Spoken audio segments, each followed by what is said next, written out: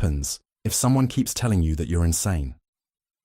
At first, you'd reject it. You know who you are. You trust your own mind. But over time, something shifts. Maybe you are a difficult person. Maybe you do overreact.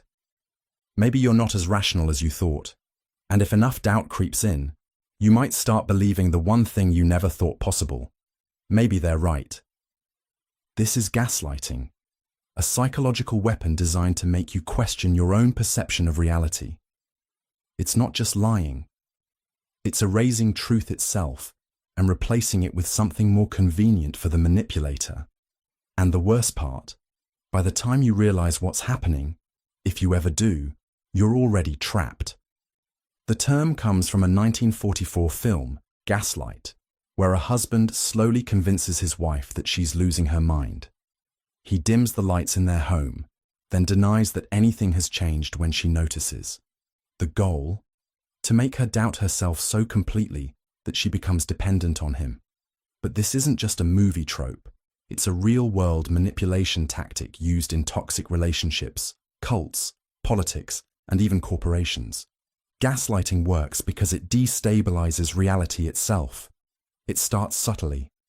The manipulator denies things they've said or done, even when there's proof.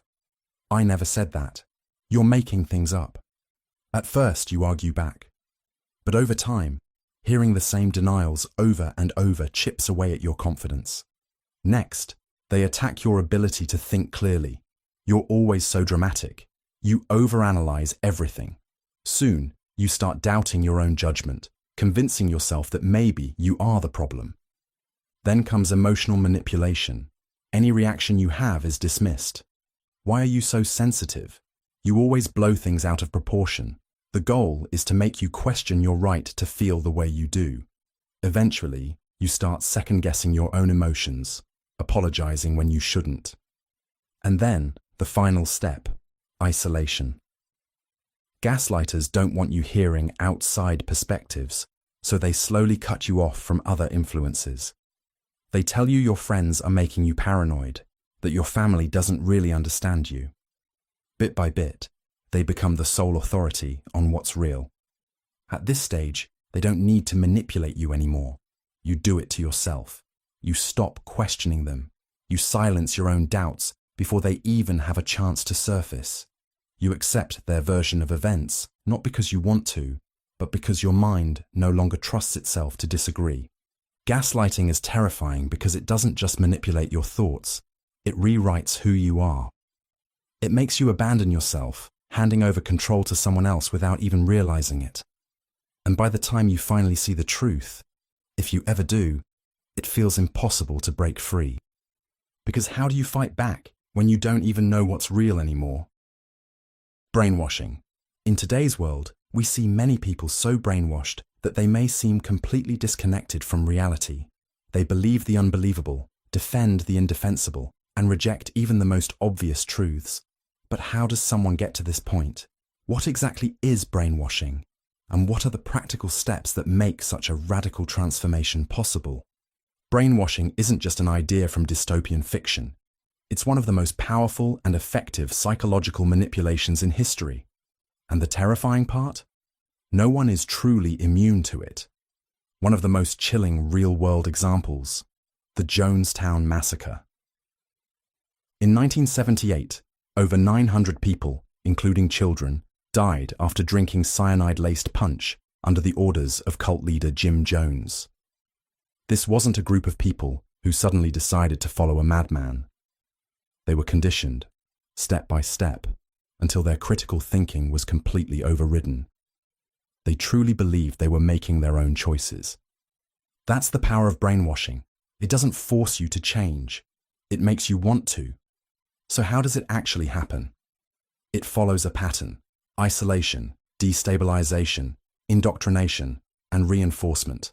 A process so effective that once it takes hold, escaping feels impossible. The first step is isolation. When you control the information someone has access to, you control their perception of reality. Jim Jones did this by moving his followers to a remote compound in Guyana, cutting them off from outside influences.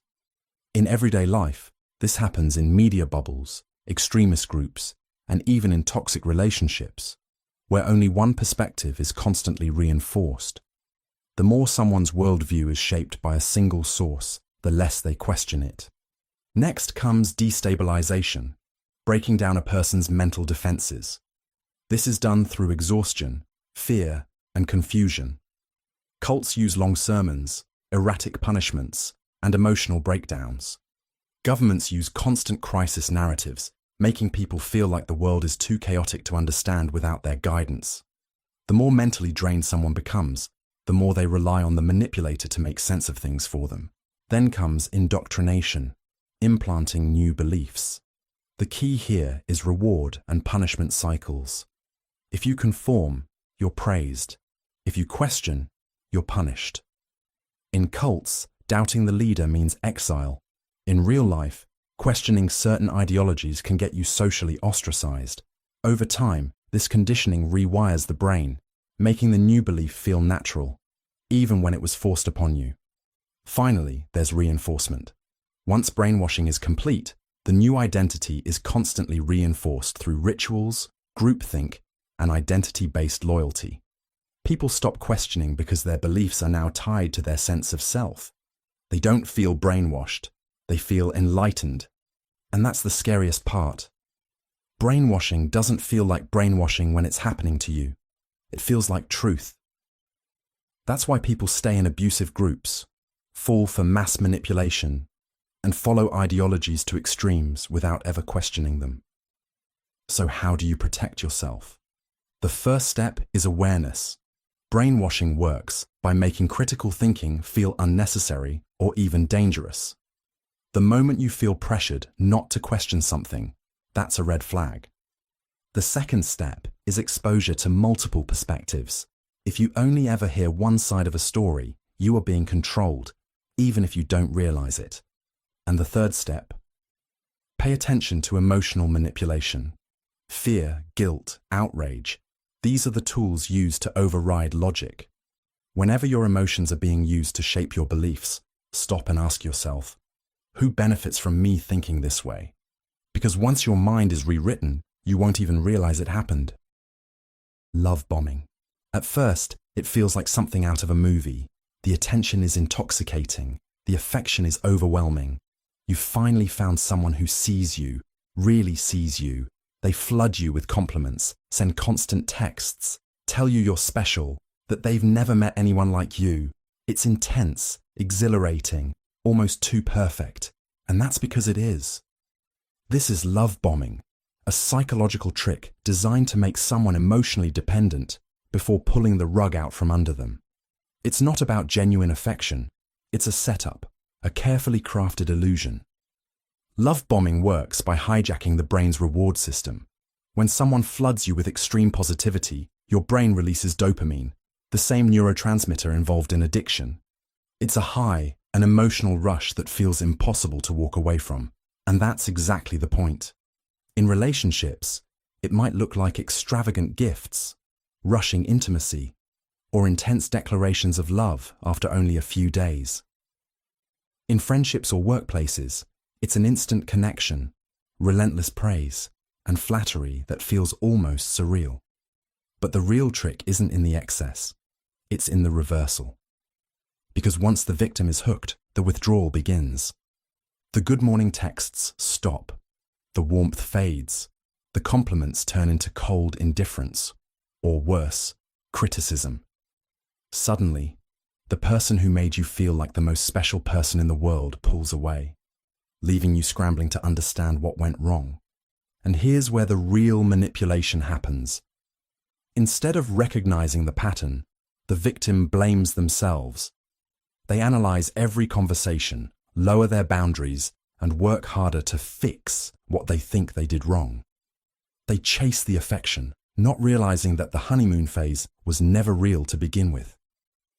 This cycle, intense affection followed by sudden emotional starvation, is a psychological trap. It's called intermittent reinforcement, the same mechanism that makes gambling so addictive. The victim never knows when the affection will return, so they keep chasing it, tolerating worse and worse treatment, just for another hit of that early euphoria. It's a tactic used by narcissists in relationships, by cult leaders to keep followers obedient, even by toxic workplaces to manipulate employees into loyalty. The unpredictability creates an emotional roller coaster, where the victim is so focused on regaining the high that they don't realize how much control they've lost. By the time they see the pattern, it's already too late. They're exhausted, isolated, doubting their own instincts. Guilt tripping.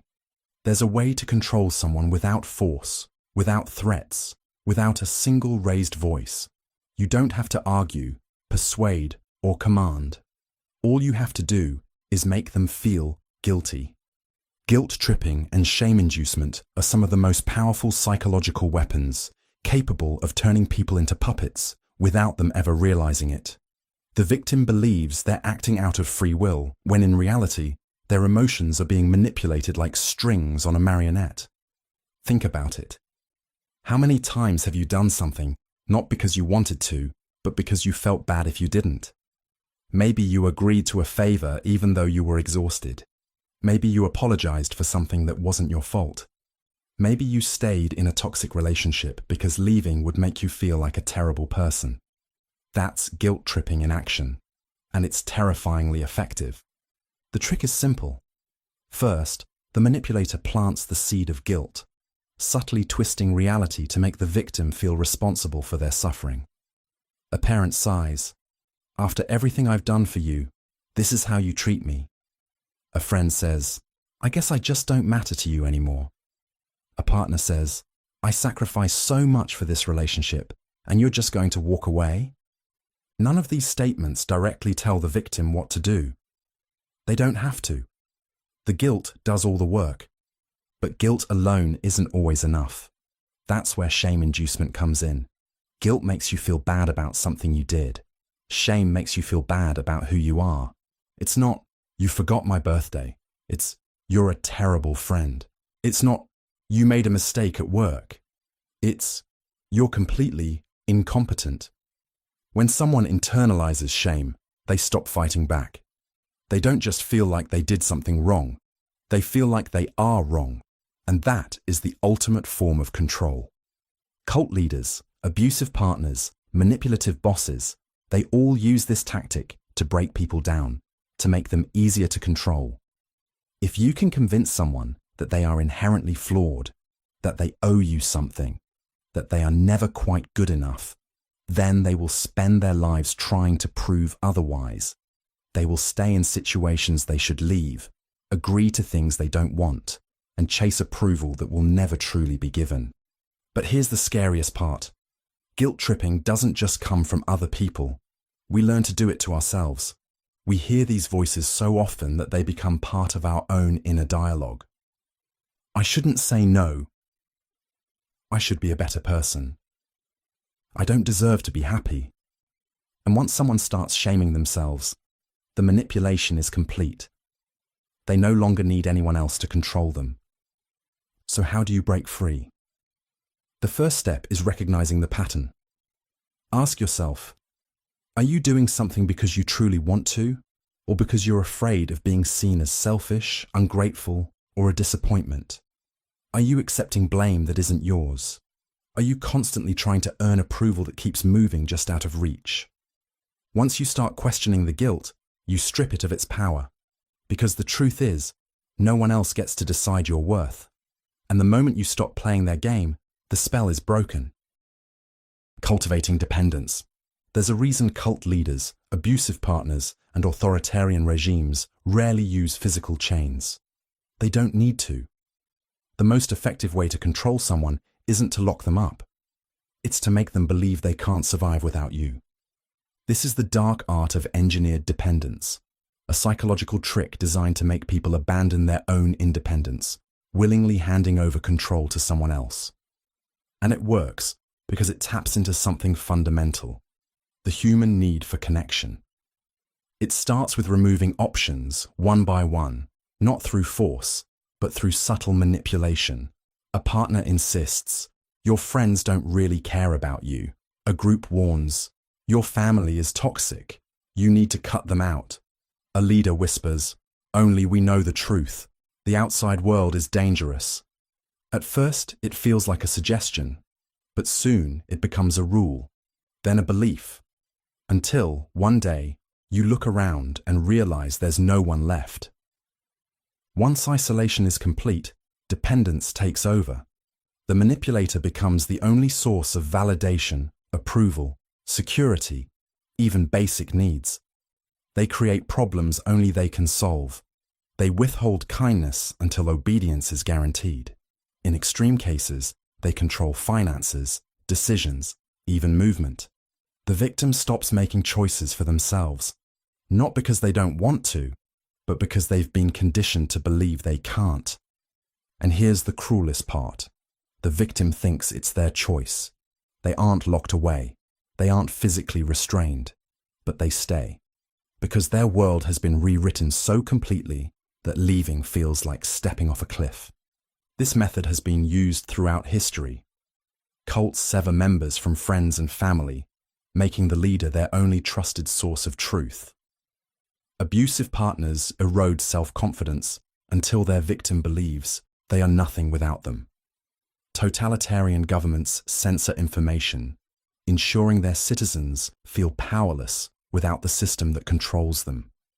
And once someone has been broken down like this, they don't need to be forced to stay. They will choose to. Even when escape is possible, even when the doors are wide open, they hesitate. Because when your identity has been shaped around someone else's control, freedom doesn't feel like freedom. It feels like a threat. Learned helplessness. In 1973, Patty Hearst, a wealthy heiress, was kidnapped by a militant group called the Symbionese Liberation Army. At first, she resisted. She was beaten, locked in a dark closet, and isolated for weeks. But then, something terrifying happened.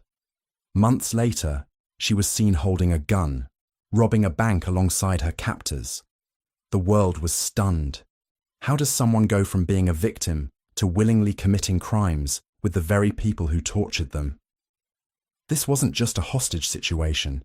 It was a textbook case of psychological breakdown. It starts with breaking a person down. When someone is placed in a situation where they experience repeated punishment, failure, or isolation, their mind adapts in a disturbing way. They stop seeing escape as an option. Even when the door is wide open, they don't run. This isn't just a theory. Psychologists first discovered it in an experiment with dogs. They placed the animals in cages with electric floors. At first, the dogs tried to escape, but after being shocked repeatedly with no way out, they gave up. And here's the terrifying part. When the cage door was finally opened, they still didn't leave. They had learned helplessness. This is what makes victims of manipulation stay, even when a way out exists. How does this happen to people? It begins with unpredictable reward and punishment. One day, the captor is kind. The next, they're cruel. The victim never knows what to expect. Their brain becomes stuck in survival mode, too exhausted to fight back. Then comes self-doubt. The manipulator chips away at the victim's ability to think for themselves. They're told they're weak, foolish, incapable. Slowly, their confidence erodes to nothing. Eventually, they begin to believe they need their abuser to survive. Next is isolation. Friends, family, outside perspectives, all cut off. Without anyone to remind them of who they were before, their world shrinks. Their thoughts become controlled by their captor. And finally, forced dependence. The victim relies on their abuser for food, shelter, even basic human connection. By this stage, they might not just accept their captivity, they might defend it. Just like Patty Hearst did. They don't just stay. They become active participants in their own entrapment. This is why people remain in abusive relationships. Why prisoners of war form emotional bonds with their captors. And why high control groups keep their members submissive. It's not weakness. It's not stupidity. It's survival. The brain prioritizes safety over freedom. When someone is trained to believe escape is impossible, they won't even try. And that's what makes learned helplessness so terrifying. The most dangerous thing a manipulator steals isn't someone's freedom. It's their belief that freedom was ever possible in the first place. Stockholm Syndrome. There's a moment in every hostage situation where the victim should fear their captor, hate them, fight them, do whatever it takes to escape. But sometimes, something strange happens instead. The victim starts defending them, trusting them, even loving them. It sounds impossible, but it's not. The name Stockholm Syndrome comes from a 1973 bank robbery in Stockholm, Sweden. 4 hostages were locked inside a vault for 6 days, terrified and powerless. When the police finally rescued them, something bizarre happened. Instead of thanking their saviors, the hostages defended their captors. One even raised money for their legal defense. The world was baffled. How could victims side with the very people who threatened their lives? But this wasn't an isolated case. It happens in kidnappings, cults, abusive relationships, even prisoner of war camps. And the reason why is terrifying. Stockholm Syndrome isn't about weakness. It's about survival. When a person is trapped and powerless, their brain stops looking for ways to fight and starts looking for ways to cope. The captor controls everything: food, movement, even whether they live or die. And in that situation, the mind does something disturbing. It rewires fear into attachment. It starts with small acts of mercy. A kidnapper allows their hostage to eat. An abuser apologizes after an outburst. A cult leader offers protection from an outside threat. These tiny gestures create a twisted reality. The victims start seeing their captor as their savior, not their oppressor. Because when someone is both the source of your fear and your comfort, your mind clings to the comfort. Then comes isolation. The victim is cut off from the outside world, forced to rely only on their captor's words. Over time, their own sense of self erodes. They stop questioning. They start justifying. This is why abuse victims often defend their abusers, why hostages sometimes refuse to escape, even when given the chance. It's not about logic. It's about survival. And finally, dependency locks the victim into place. When their only way to stay safe is to keep their captor happy, they stop resisting. They start working for them instead of against them. They might even feel gratitude, loyalty, love. This is why Stockholm Syndrome is so terrifying. It proves just how fragile human perception can be. The mind will betray itself to survive, twisting reality until captors become protectors and victims defend their own suffering. And the worst part? Most people don't even realize it's happening until it's too late. Memory manipulation. What if I told you that some of your memories, the moments you swear happened exactly as you recall, might be completely false? That someone could plant a memory in your mind, and you would believe it just as firmly as your real experiences. It sounds like science fiction. But in reality, memory is one of the most fragile, easily manipulated aspects of the human mind. And that makes it a perfect tool for control. Take the infamous Lost in the Mall experiment by psychologist Elizabeth Loftus. Participants were told stories about their childhood, some real, some completely fabricated. One of them was simple. As a child, they had once been lost in a shopping mall. At first, the subjects had no memory of this, but after repeated questioning and subtle suggestions, many of them began remembering details: who found them, what the mall looked like, how they felt. They swore it had happened, even though it never did. Their minds had filled in the blanks, constructing a completely false memory. This wasn't just people misremembering. This was memory being rewritten. Our brains don't store memories like a camera, capturing moments in perfect clarity. Instead, every time we recall an event, we reconstruct it, pulling together fragments, filling in gaps, and, without realizing it, changing the details. And here's the terrifying part. The more you recall a memory, the less accurate it becomes. This means that, with the right influence, someone can alter your past. They can change how you remember events, reshape your emotions, and even convince you of things that never happened. One of the easiest ways to manipulate memory is through suggestion. A simple phrase like, "Are you sure that's what happened?" Or "I remember it differently" introduces doubt. Your brain, wanting to maintain consistency, starts adjusting its recall to match the new version of events. Over time, you adopt the false memory as your own. Then comes reinforcement. If multiple people confirm the false memory, whether they're lying or just misremembering, it becomes reality. Social agreement is one of the most powerful tools for shaping memory because the brain values collective certainty over individual doubt. If everyone else remembers it that way, maybe you're the one who's wrong. And this isn't just some harmless quirk of the mind. History has seen terrifying uses of memory manipulation.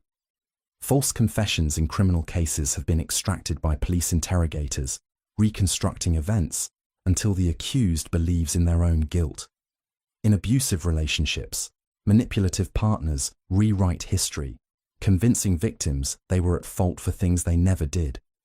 Governments and propaganda machines have altered historical narratives, reshaping public perception to serve their agendas.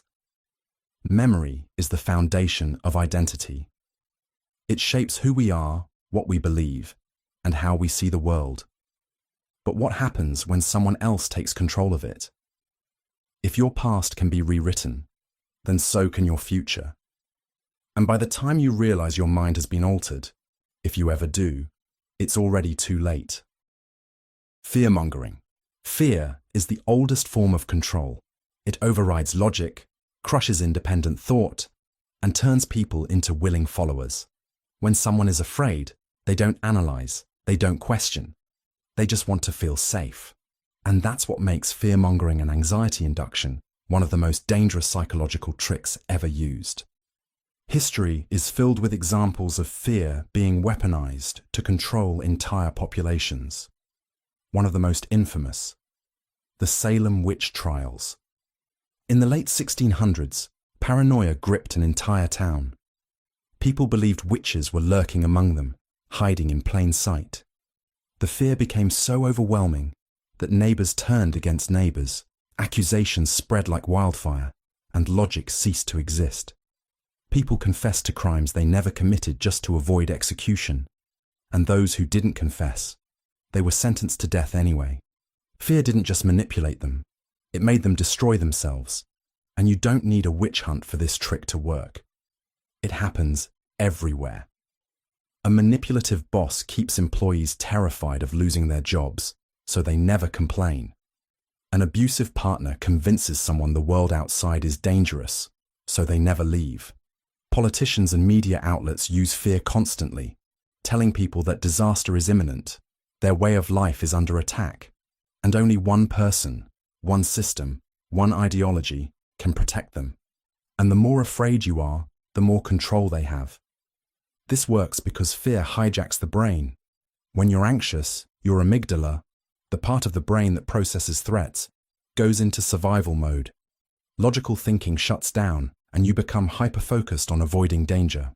In that moment, whoever offers you a way out, whether it's a leader, a product, or a belief system, becomes the person you cling to for security. This is why fear-based marketing is so effective. Ads don't just sell products, they sell protection. Without this cream, you'll age faster. Without this insurance, you'll be ruined. Without this security system, you won't be safe in your own home. The fear is planted, and the solution is immediately presented. The most terrifying part, fear-driven manipulation doesn't feel like manipulation. It doesn't come with a warning label. It feels like concern, like preparation, like a necessary precaution. But if someone is constantly feeding your fears, keeping you anxious, and offering themselves as the only solution, step back and ask why. Because the moment fear stops being a warning and starts being a leash, someone else is holding the other end. Emotional blackmail. This psychological trick is so powerful that it can make people betray their values, stay in toxic relationships, and feel trapped in their own lives. It's not hypnosis. It's not mind control. It's something worse. And the scariest part, Most people don't even realize it's happening to them. Picture this. A mother tells her child, "If you leave me and move away, I don't know how I'll survive." A partner says, "If you really loved me, you wouldn't question me." A friend warns, "After everything I've done for you, you owe me." These aren't just guilt trips, they're calculated forms of control. This is emotional blackmail, a psychological manipulation tactic where someone exploits your emotions, fear, guilt, and obligation to get what they want. They don't ask. They don't force. Instead, they make you feel like denying them is cruel, selfish, even dangerous. And before you know it, you're doing things you never wanted to do because saying no feels impossible. And this trick isn't just used by individuals. Entire groups and movements have been built on emotional blackmail. Take organized crime. Mob bosses have used this tactic for decades. A perfect example, the mafia. They don't just rely on threats of violence. They manipulate loyalty, family ties, and unspoken debts to keep members obedient. A small favor is granted, an act of generosity extended. But there's an unspoken rule. Refusing to reciprocate is betrayal. The idea of walking away isn't just dangerous, it's made to feel morally wrong. That's how deep emotional blackmail can go. But it doesn't take a crime syndicate to use this trick. It happens everywhere. In relationships, where one partner constantly threatens to leave if they don't get their way. In families, where one person controls everyone else through outbursts and silent treatment. At work, where employees are made to feel guilty for setting boundaries. And it always follows a pattern. First, the manipulator makes a demand, subtle or direct. They want something from you, but instead of asking, they set a trap. Next, they trigger guilt, fear, or obligation. Maybe they act hurt. Maybe they explode in anger. Maybe they withdraw affection. Finally, they offer you a way out. If you just do what I say, everything will be fine. And just like that, you're trapped. Not because you can't say no, but because it feels like saying no will destroy everything. So how do you break free? It starts with recognition. If someone makes you feel like your emotions are being used against you, step back. If setting a boundary results in threats, guilt-tripping, or emotional punishment, you're being manipulated. And the key to breaking free isn't arguing, justifying, or explaining. It's refusing to play the game. And here's the chilling truth. Emotional blackmailers don't want love, fairness, or respect. They want control. And the moment they realize they can't control you anymore, they either escalate their tactics or move on to their next victim. Playing on insecurities. Everyone has insecurities, small whispers of doubt that creep into the back of your mind. Am I good enough? Do they really like me? What if I fail? Now imagine someone knowing exactly what those insecurities are and using them to control you. This is one of the darkest psychological tricks, weaponizing insecurities to manipulate behavior. And it happens everywhere. In relationships, in workplaces, in politics, even in the ads you see every day. One of the most infamous examples, Bernie Madoff's Ponzi scheme. He didn't just steal billions, he exploited his victims' deepest fears. He preyed on wealthy investors who feared missing out. He made them feel special, chosen, part of an exclusive club. And once he had them hooked, he used their greed, self-doubt, and desire for status against them. The result? People kept giving him money, even when the red flags were right in front of them. That's how this trick works. It starts by identifying someone's deepest fears or desires, then twisting them. A romantic partner subtly makes you feel unattractive, so you seek their validation.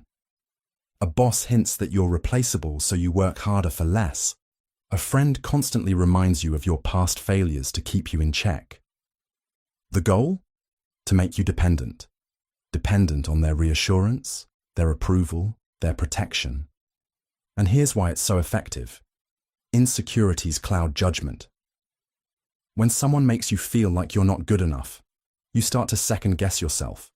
You become more willing to prove your worth, even at your own expense.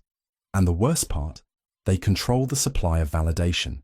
They can give it, take it away, and make you work even harder to earn it back. Social media is a breeding ground for this manipulation. Algorithms thrive on insecurity, feeding you ads that make you feel unattractive, unsuccessful, or like you're falling behind. Influencers curate lives designed to make yours feel less exciting.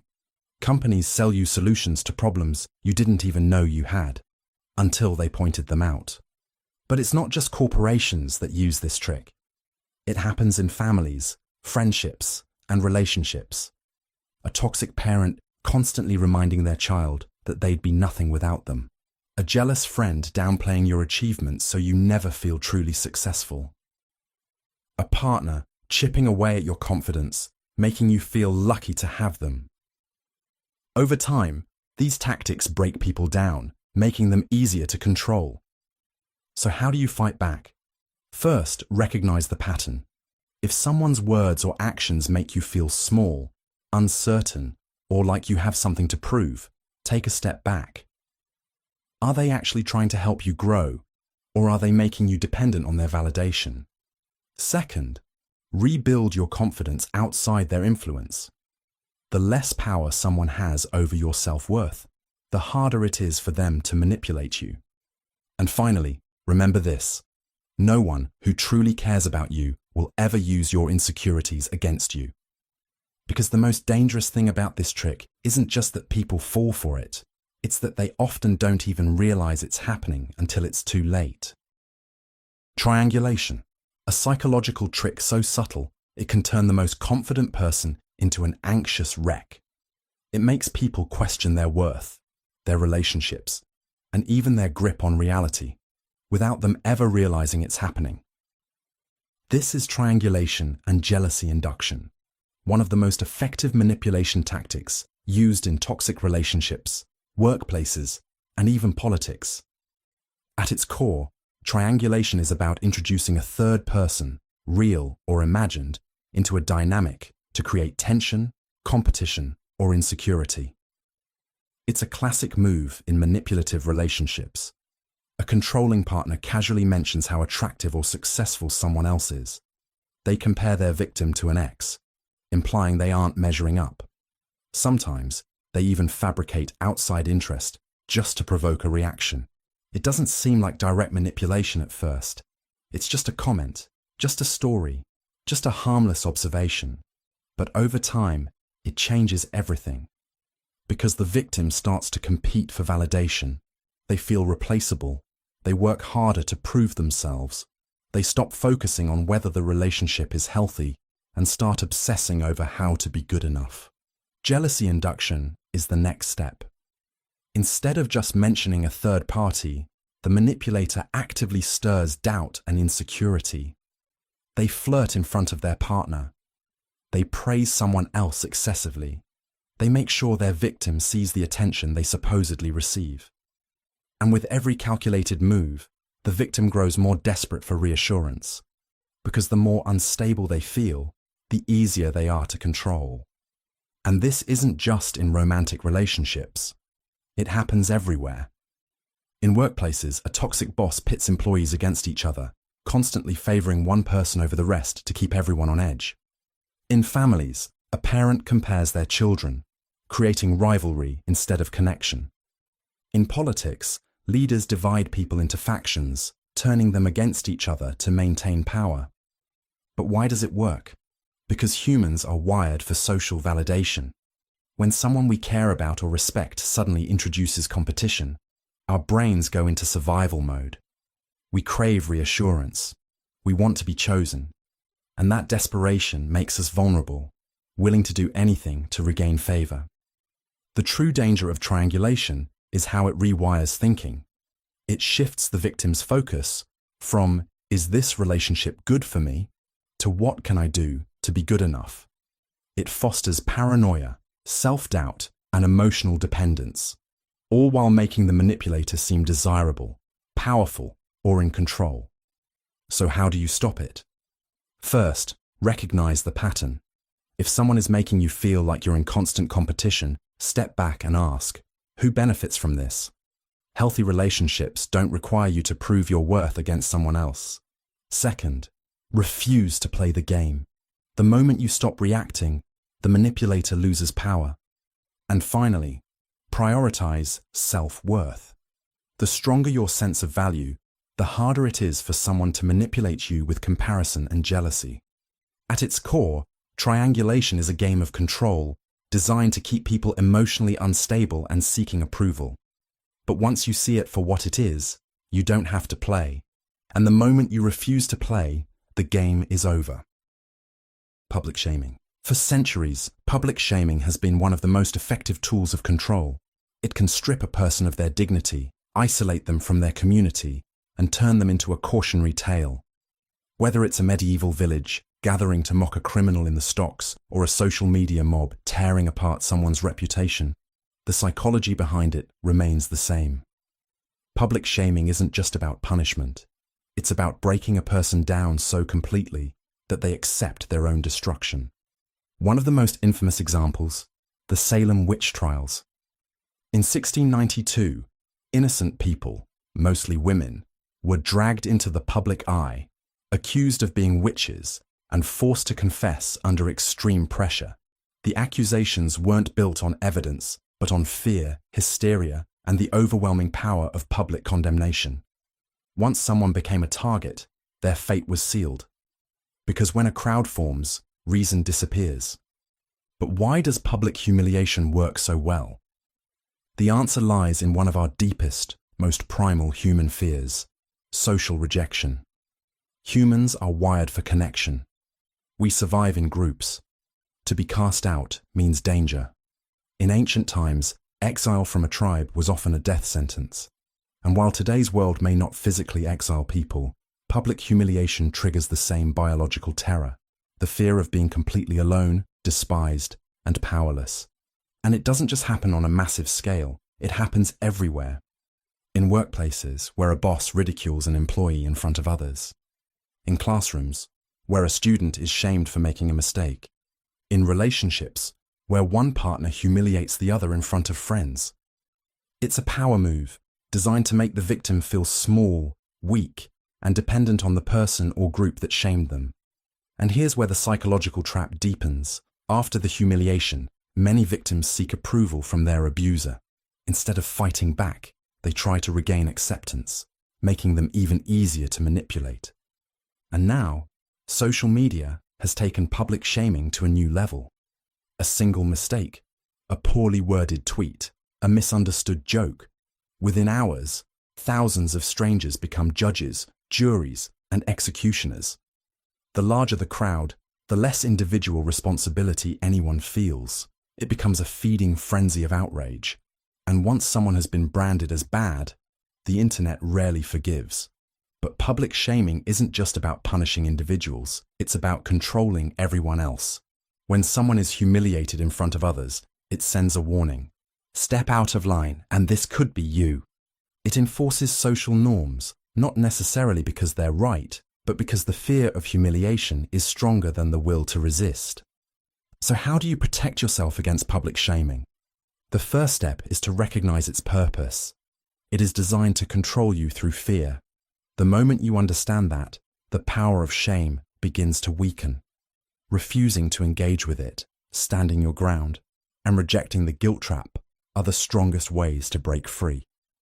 Because the true trick of public humiliation is that it relies on one thing: your belief that you deserve it. And the moment you stop believing that, the spell is broken. Hoovering, one of the most deceptive tricks in psychological manipulation, doesn't come in the form of anger or threats. It doesn't push you away. It pulls you back in, just when you're about to break free. This is hoovering, a tactic designed to suck you back into a toxic cycle right when you think it's over. The term comes from the Hoover vacuum cleaner, because that's exactly what this manipulation does. It sucks you back in, just as you're gaining distance. It's used by narcissists, emotional abusers, and manipulators who can't stand losing control. And the trick works because it preys on hope, the hope that things will finally be different this time. A textbook example: Charles Manson and his cult followers. When members of his family tried to leave, he didn't always use threats. Instead, he lured them back in with affection, validation, and a false sense of belonging. He made them feel special, irreplaceable, and convinced them the world outside would never understand them the way he did. The goal wasn't just to bring them back, it was to make them willingly surrender control all over again. But how exactly does hoovering work? It's never just one approach. The love bomb. Hoover. The manipulator suddenly floods you with affection. They say they've changed. They remember your favorite songs, send nostalgic messages, remind you of the good times. They become the person you always wish they were, but only for as long as it takes to get you back. The pity Hoover. If love doesn't work, guilt is next. They claim they're struggling. Maybe they're depressed, sick, or going through a crisis. They make you feel responsible for their suffering. They don't ask you to come back outright, but they make sure you feel like a bad person if you don't. The anger Hoover.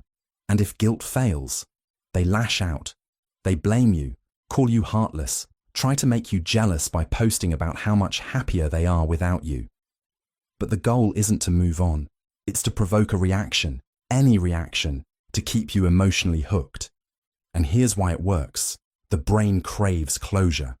Every moment of kindness makes you forget the cruelty. Every moment of cruelty makes you crave the kindness again. It's not a single manipulation. It's a pattern, a push and pull cycle designed to keep you from ever fully letting go. So, how do you protect yourself? Recognize hoovering for what it is. Not a genuine attempt to reconnect, but a tactic of control. The second you see it for what it is, it loses its power. Block contact. Cut the ties completely. Don't engage, not even to explain why. Hoovering only works when there's a response. Without one, the manipulator loses their grip. Because walking away is hard, but staying in the cycle, that's where the real danger lies. And the only way to win, don't play the game. Cognitive dissonance. People will defend something, even when it's wrong, even when it hurts them, even when reality is screaming at them to stop. But this isn't just stubbornness, it's a psychological trap, a mental battlefield where, without even realizing it, you're forced to justify your own suffering. This is cognitive dissonance amplification, one of the most dangerous manipulation tactics, designed to make people double down instead of walk away. Cognitive dissonance happens when someone holds two conflicting beliefs at the same time. It creates an unbearable tension in the mind, a deep, unsettling discomfort that we are hardwired to resolve. Imagine being loyal to a leader, a relationship, or an ideology, only to be confronted with undeniable proof that it's harmful, corrupt, or even false. The logical response: leave. The real response: most people don't. Instead, they dig in deeper. They justify. They twist reality to fit what they want to believe, because admitting the truth would mean admitting they wasted time, energy, even their entire identity, on something that wasn't real. And that's too painful to accept. One of the most extreme examples? The Heaven's Gate cult. This group believed they would ascend to an extraterrestrial afterlife if they followed their leader, Marshall Applewhite. When their predictions failed, when the spaceship never came, did they question their beliefs? Number their faith became stronger. Instead of seeing the failure as proof they were wrong, they convinced themselves it was a test of loyalty. And the more they sacrificed, the harder it became to leave. Walking away would mean admitting their entire worldview was a lie. Instead, they doubled down until, in 1997, their belief system led to a mass suicide. But this isn't just about cults. It happens everywhere. The trick is escalation.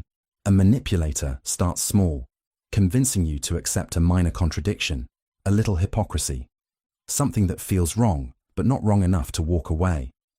A toxic boss pushes an employee to cover for unethical behavior, just once. It feels uncomfortable, but they justify it. I need this job. Then, the requests get bigger. Before they realize it, they're trapped in a system they would have once condemned. The same happens in abusive relationships. A partner starts with subtle manipulation, small moments of confusion, of twisting reality just enough to create doubt. Over time, the victim has to rationalize the abuse. They didn't mean it. I must have done something to deserve it. Each justification locks them in deeper, because if they admit the truth, they'd have to face the fact that they stayed. And it's not just individuals who fall for this trick. Entire societies do. Political and ideological groups use it constantly. When people invest in a movement that later reveals itself to be corrupt or hypocritical, they don't necessarily reject it. Instead, they defend it. They find ways to justify the contradictions, because admitting they were fooled feels worse than continuing to believe a lie. So how do you break free? First, recognize when your mind is fighting reality. Ask yourself, am I defending this because I believe it, or because I don't want to admit I was wrong? Second, distance yourself. Emotional attachment clouds judgment. Step back and examine the facts without the weight of your own investment. Cognitive dissonance is a natural part of the human mind, but when amplified by manipulators, it can turn even the most rational person into a prisoner of their own thoughts. The scariest part? The more you fight to convince yourself you're right, the deeper you fall into the trap. The only way out? Stop fighting. Start questioning. Exploiting mirror neurons. You yawn when someone else yawns. You laugh when a room erupts in laughter. Your brain isn't just observing, it's mirroring. And while this instinct fuels human connection, it can also be turned against you in ways you'd never suspect. At the core of this manipulation are mirror neurons, specialized brain cells that fire not just when you act, but when you see someone else acting. These neurons are why you flinch when someone gets hurt, or instinctively smile when someone smiles at you. They're the foundation of empathy, bonding, and social influence. But like any powerful tool, they can be weaponized. One of the most infamous examples, the rise of Adolf Hitler. Hitler didn't just give speeches, he mirrored the emotions of his audience. He reflected their fears, frustrations, and hopes back at them. His speeches weren't just words, they were emotional feedback loops amplified by the crowd's response. He didn't persuade with logic, he made people feel. And once emotion takes over, critical thinking shuts down. But mirroring doesn't need a massive crowd to work. Salespeople, politicians, cult leaders, and con artists use it constantly. A manipulator will subtly copy your posture, tone, and gestures to make you feel at ease. Your brain registers the similarity and assumes, this person is like me. I can trust them. It's why a skilled con artist can make you spill your secrets within minutes of meeting them. They're not just listening, they're reflecting you back to yourself. And this trick goes deeper. Mirroring can manufacture attraction and loyalty. Studies show that when someone subtly mimics your body language, you're more likely to like them, trust them, and agree with them, even if you just met. This is how toxic relationships begin. An abuser may start by mirroring their victim's personality, interests, and values, creating an illusion of perfect compatibility. But once that bond is established, the manipulation shifts. The abuser no longer mirrors, but controls, knowing their victim is too emotionally invested to leave. And this trick isn't just used by individuals. It's built into the systems we interact with every day. Social media algorithms act as digital mirror neurons.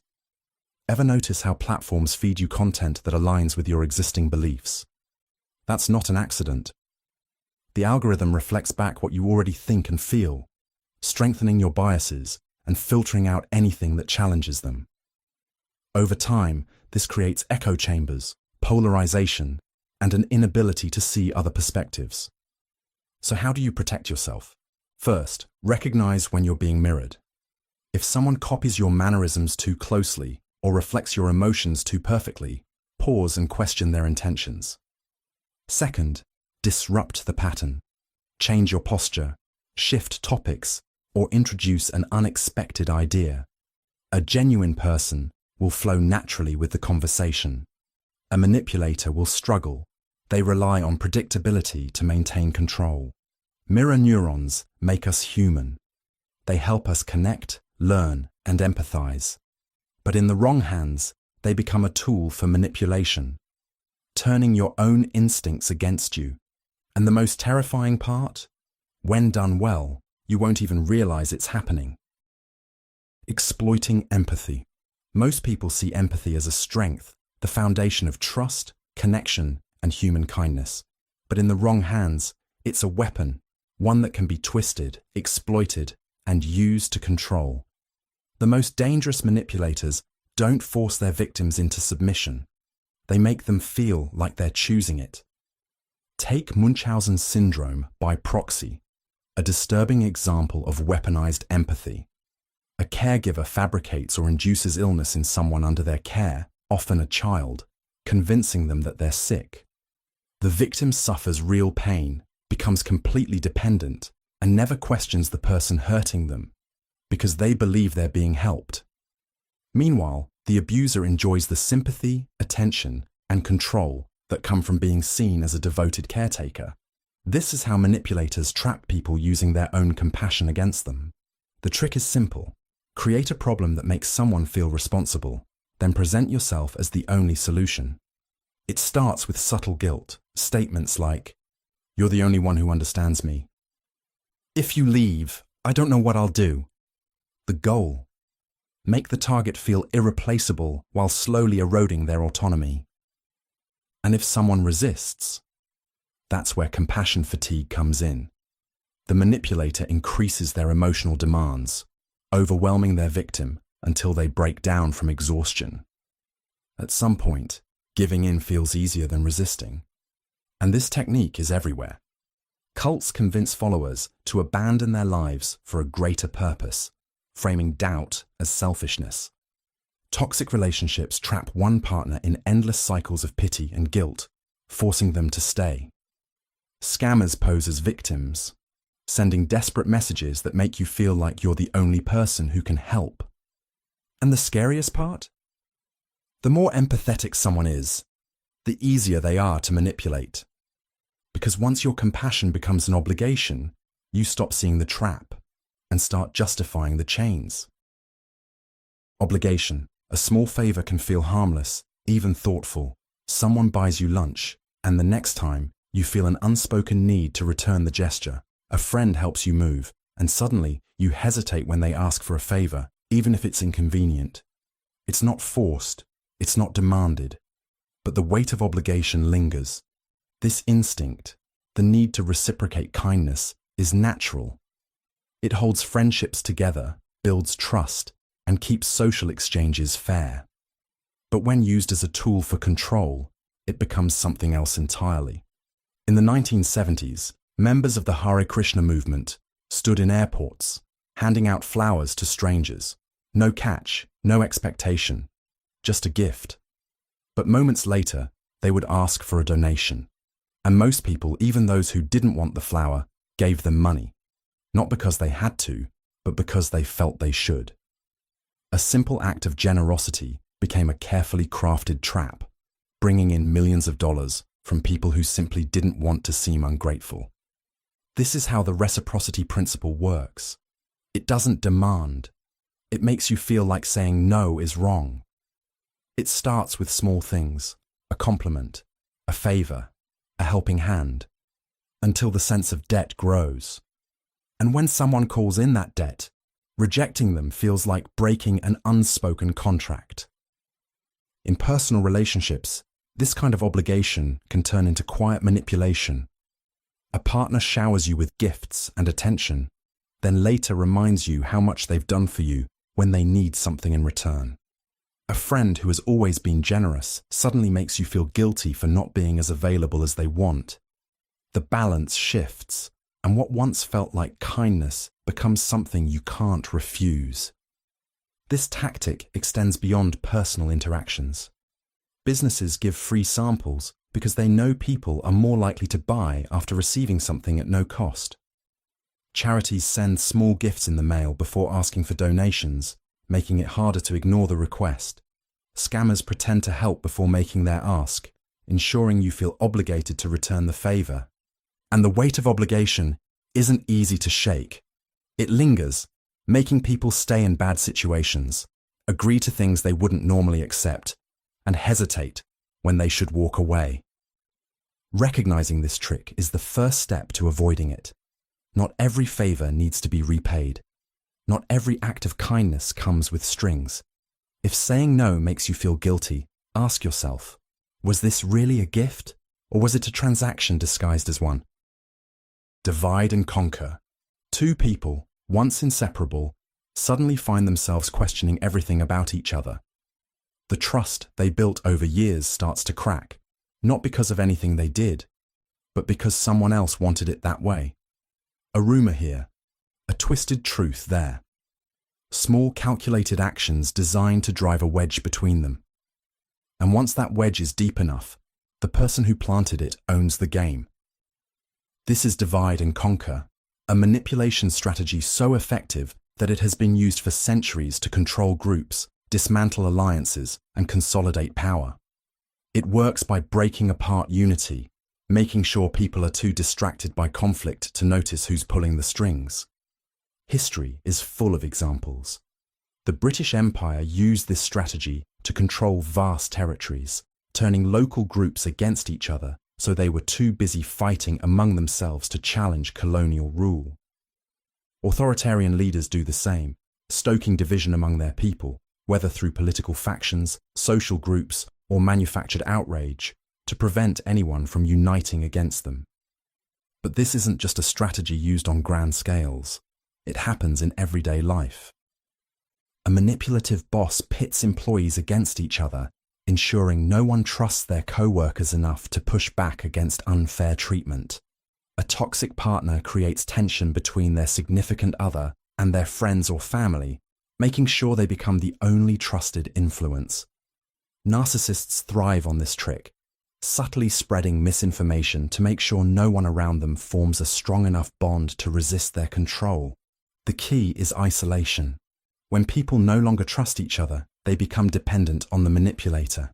They seek validation, approval, and direction from the only person who seems reliable, the one who caused the division in the first place. That's when control is complete. And the scariest part, it doesn't take outright lies to work, just a small distortion of the truth, a missing piece of context, a carefully timed exaggeration. The result? Allies turn into enemies, and the one pulling the strings remains untouchable. Authority bias. In 1961, an experiment took place that revealed something deeply unsettling about human nature. Psychologist Stanley Milgram wanted to understand how far people would go when following orders from an authority figure. Participants were led to believe they were part of a learning study. Their task: to administer electric shocks to another person every time they answered a question incorrectly. With each mistake, the shocks grew stronger, escalating from mild discomfort to agonizing pain. The person being shocked screamed, pleaded, even fell silent. But here's the catch. They weren't real. They were actors, pretending to suffer. Yet most participants kept pressing the button. They hesitated. They looked uneasy. But when the man in the white lab coat told them to continue, they did. 2/3 of them followed instructions to the very end, delivering what they believed to be potentially fatal shocks, simply because an authority figure told them to. This is authority bias, our instinctive tendency to trust and obey those we see as powerful, knowledgeable, or in charge.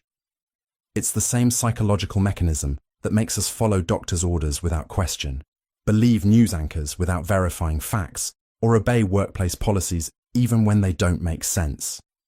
But in the wrong hands, this instinct can be exploited, overriding morality, logic, and even self-preservation. History is full of examples. Corrupt governments have used blind obedience to justify atrocities. Corporations have suppressed whistleblowers by enforcing rigid hierarchies. Cult leaders have demanded absolute loyalty, convincing followers to surrender their freedom, their money, even their lives. Authority bias works because the brain takes shortcuts. Instead of questioning every decision, It assumes authority figures know best. A uniform, a title, a badge. These symbols create an illusion of infallibility. And the more confident an authority figure appears, the harder it becomes to challenge them. This is why scammers pose as police officers to extort money. Why historical medical figures convince people to accept harmful treatments. Why soldiers in war zones have carried out unthinkable orders. Because refusing wasn't an option. And the effect becomes even stronger when obedience is combined with fear.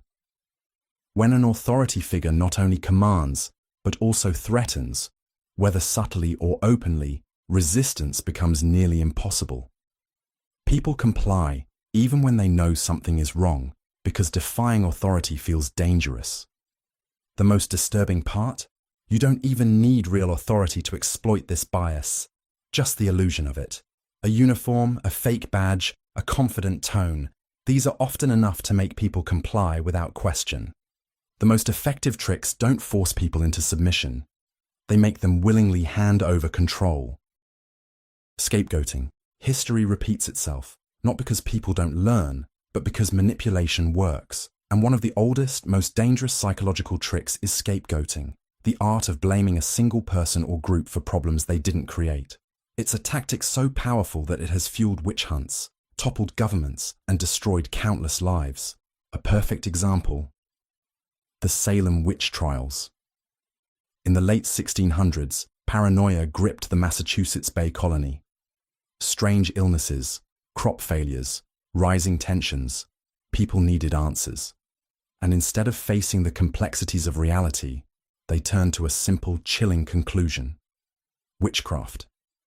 Dozens of people, mostly women, were accused with little to no evidence. Neighbors betrayed neighbors. Executions followed. And yet, the real problem, the fear and instability brewing beneath the surface, remained untouched.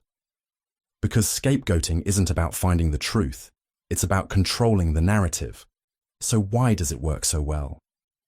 Because people crave simple answers to complex problems. When things go wrong, whether in a family, a workplace, or an entire nation, it's easier to believe there's a single villain behind it all. Admitting that problems are complicated, that they might not have one neat explanation, is uncomfortable. Blame brings relief. It gives people the illusion of understanding, even if that understanding is completely false. And this trick isn't just used in history books. Blame shifting, a smaller but equally dangerous version, happens every day.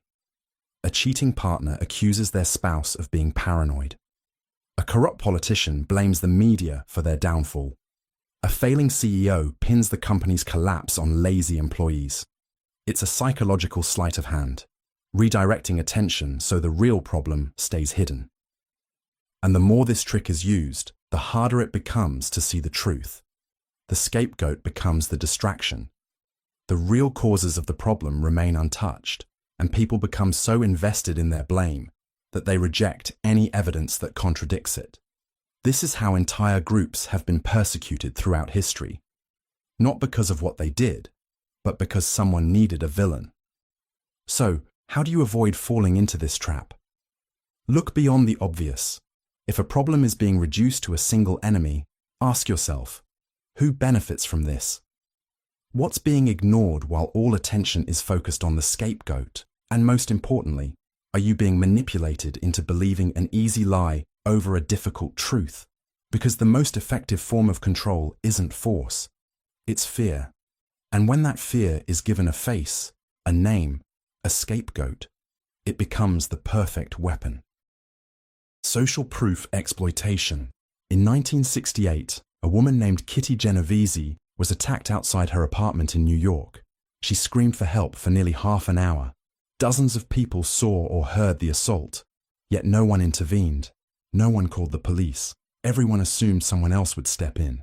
This chilling effect is known as social proof, a psychological bias so deeply ingrained that it influences almost every decision we make. It's the instinct to follow the crowd, to assume that if many people believe or do something, it must be right. It's why people flock to restaurants with long lines, why trends take off overnight, and why misinformation can spread faster than truth. But when social proof is manipulated, it becomes a weapon. Advertisers use it constantly. They tell you millions of people love their product, that it's a #1 bestseller, or that everyone is switching to a new service. You might have never looked into it yourself, but the illusion of mass approval makes you instinctively trust it. Even a handful of fake reviews can be enough to push someone toward a purchase. Scammers use the same trick. Ever seen a product flooded with glowing but suspiciously similar reviews? A cryptocurrency hyped up by bots on social media?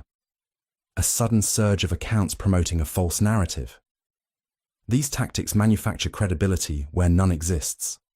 It's the same method used by cults, Ponzi schemes, and propaganda machines. Make people believe everyone else is doing it, and they'll follow. But the real danger of social proof isn't just in marketing, it's in how it controls behavior in groups. Studies show that the more people witness an emergency, the less likely anyone is to help. It's called the bystander effect. Everyone assumes someone else will take responsibility. And in extreme cases, social proof fuels mob mentality. A person who would never commit violence alone might do so in a crowd because it feels justified. Morality gets outsourced. If no one else is stopping it, it must be okay. And here's where it gets unsettling. It doesn't take much to trigger social proof. A few planted opinions, a handful of fake followers, a carefully orchestrated trend, and suddenly, the illusion becomes real. Once enough people believe something, even skeptics start to fall in line. The scariest part? Most people will never realize they've been manipulated. They'll follow the crowd, convinced they made the decision themselves. Groupthink induction. One of the most dangerous psychological tricks isn't about manipulating a single person.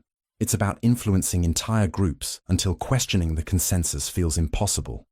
It doesn't force people to agree. Instead, it creates an environment where disagreement feels like betrayal. And once that happens, people stop thinking critically, even when the decisions being made are obviously flawed. Imagine a high-stakes corporate meeting. A company is about to launch a product and everything points to disaster. Market research shows customers won't buy it. Engineers warn about technical failures, and some executives have private doubts. But in the room, there's nothing but agreement. No one speaks up. No one challenges the decision, not because they don't see the problem, but because no one wants to be the outlier.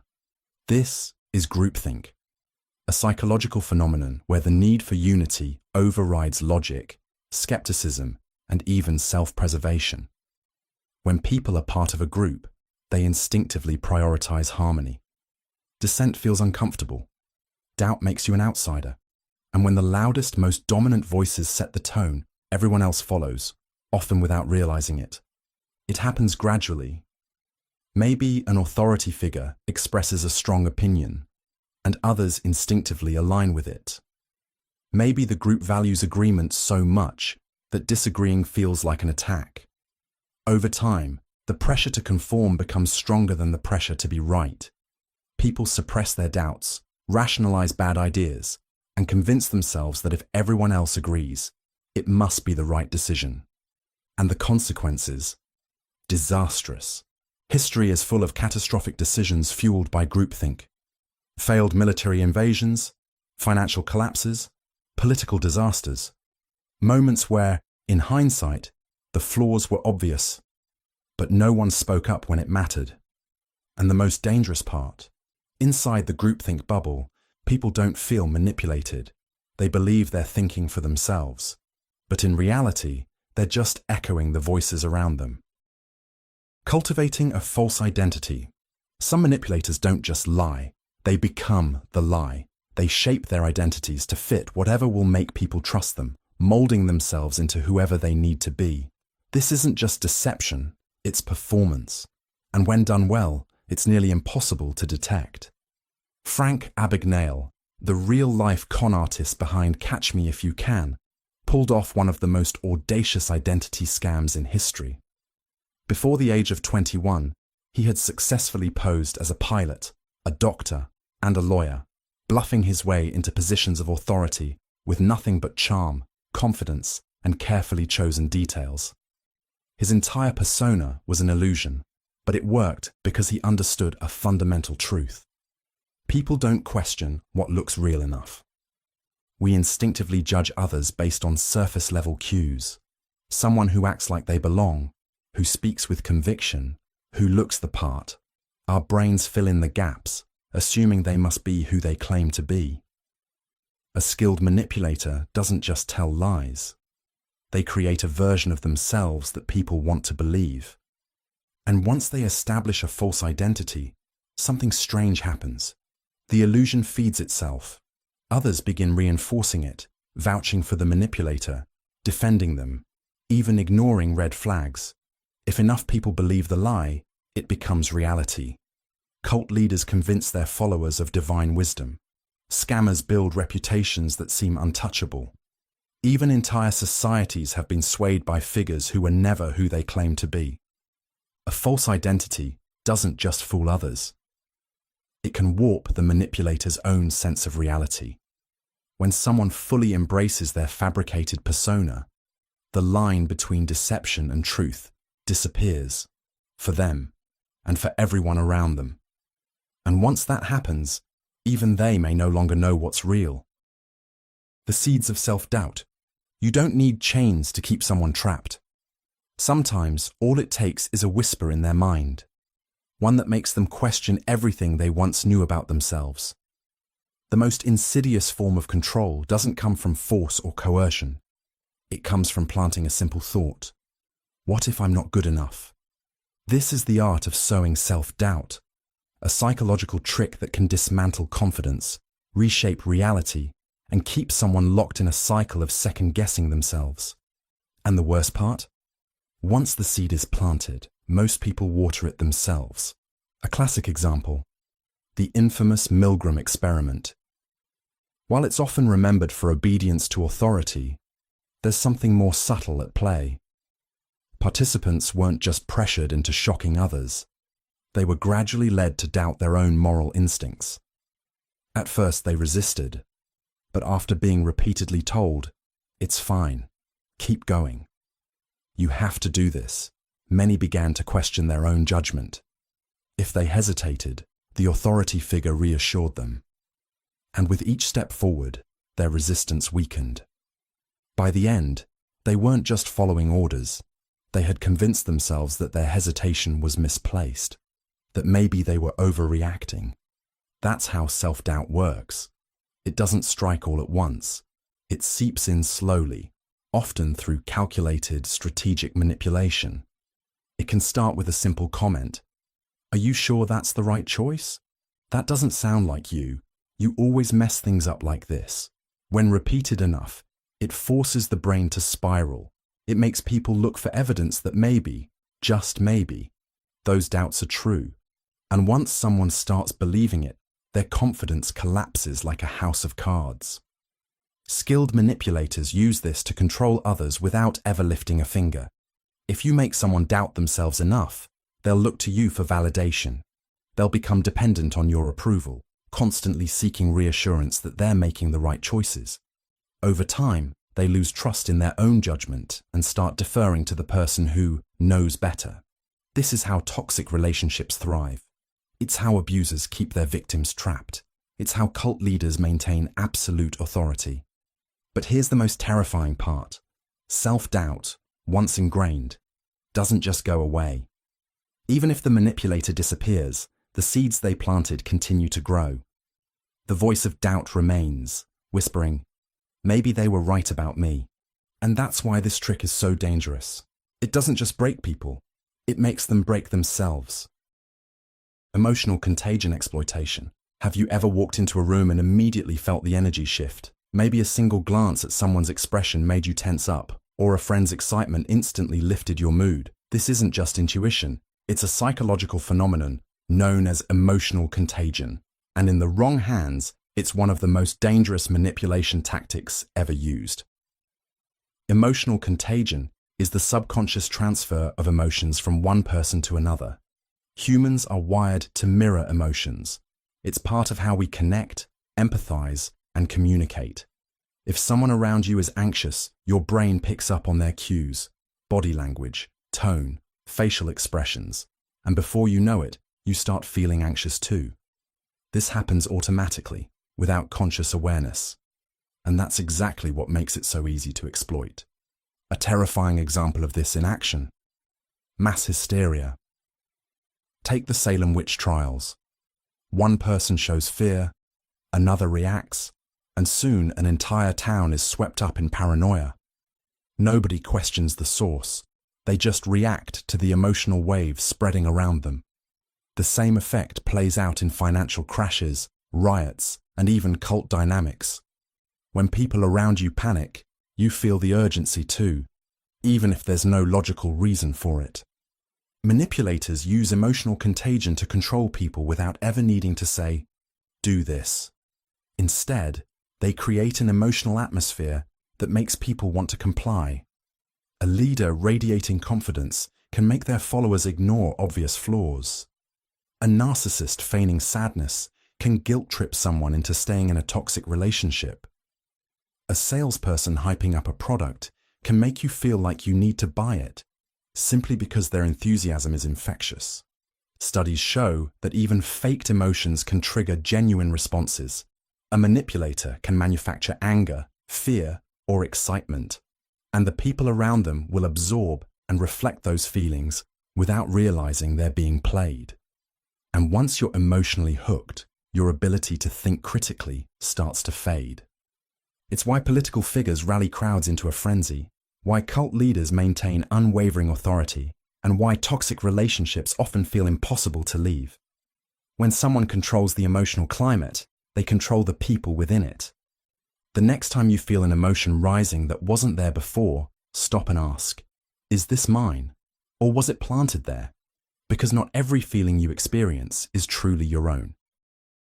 The illusion of choice. You think you're in control. You think every decision you make is entirely your own.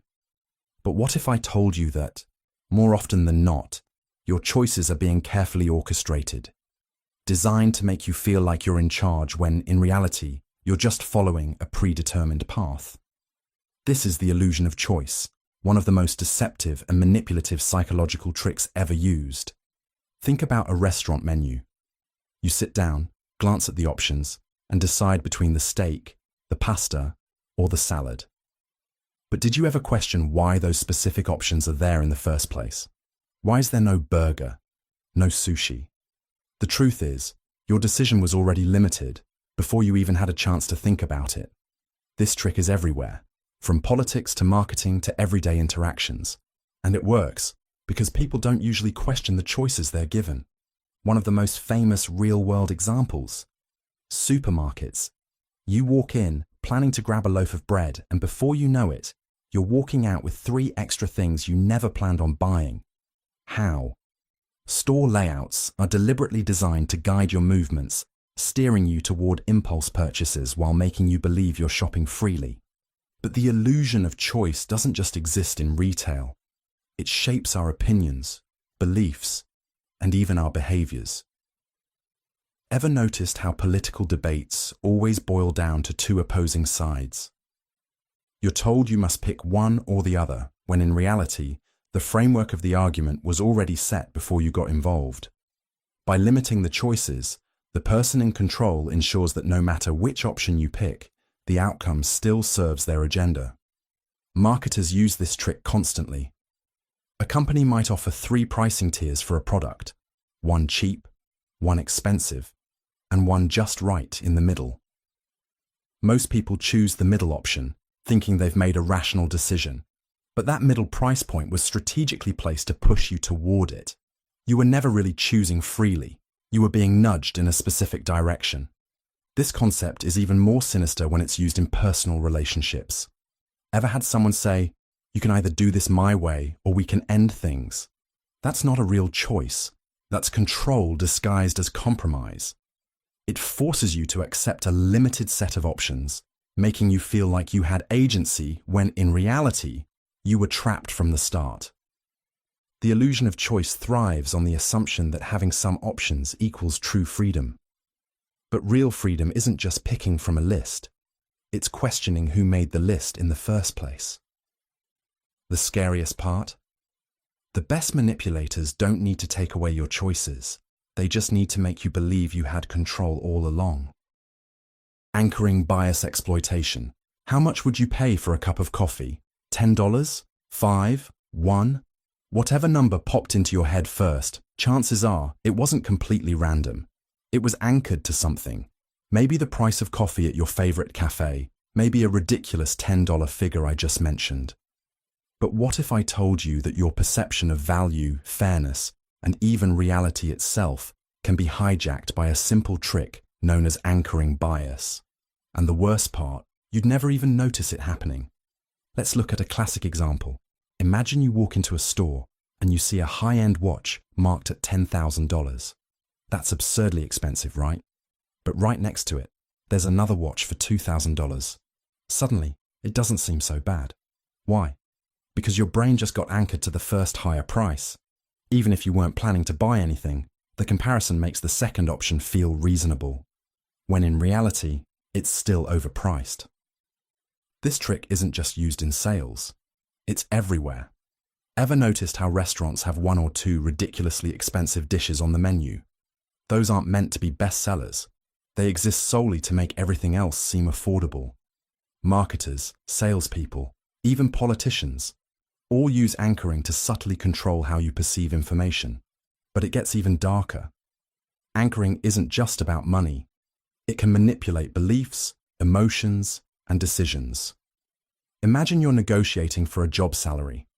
The company starts by suggesting a figure that's far below what you expected. You push back, and they generously raise the offer a little.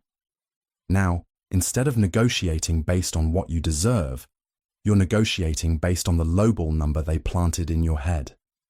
And here's where it gets really disturbing. Anchoring is often used to distort reality itself. Let's say a news report tells you that crime in your city has increased by 300%, but they don't tell you what the baseline was. Maybe there was only one case last year, and now there are 4. But by anchoring you to that big percentage, they make the change seem terrifying. Your perception of safety, of urgency, even of what needs to be done, all of it shifts just because of a single, carefully placed number. Now think about personal relationships. Have you ever been in a conversation where someone subtly set a standard, maybe about what's normal in a relationship, how much effort someone should put in, or what's considered too sensitive to be upset about? That's anchoring too. A manipulator might start with an extreme statement, like, "You're overreacting. This is completely fine." Even if you push back, your mind starts adjusting to that as the baseline. Over time, what once felt unacceptable becomes the new normal. The terrifying truth? Anchoring bias works because our brains crave reference points. We don't judge things in isolation. We compare them to the first number, idea, or emotion we encounter. And once that anchor is set, breaking free from it is almost impossible. The best manipulators don't need to control all your choices, just the first one.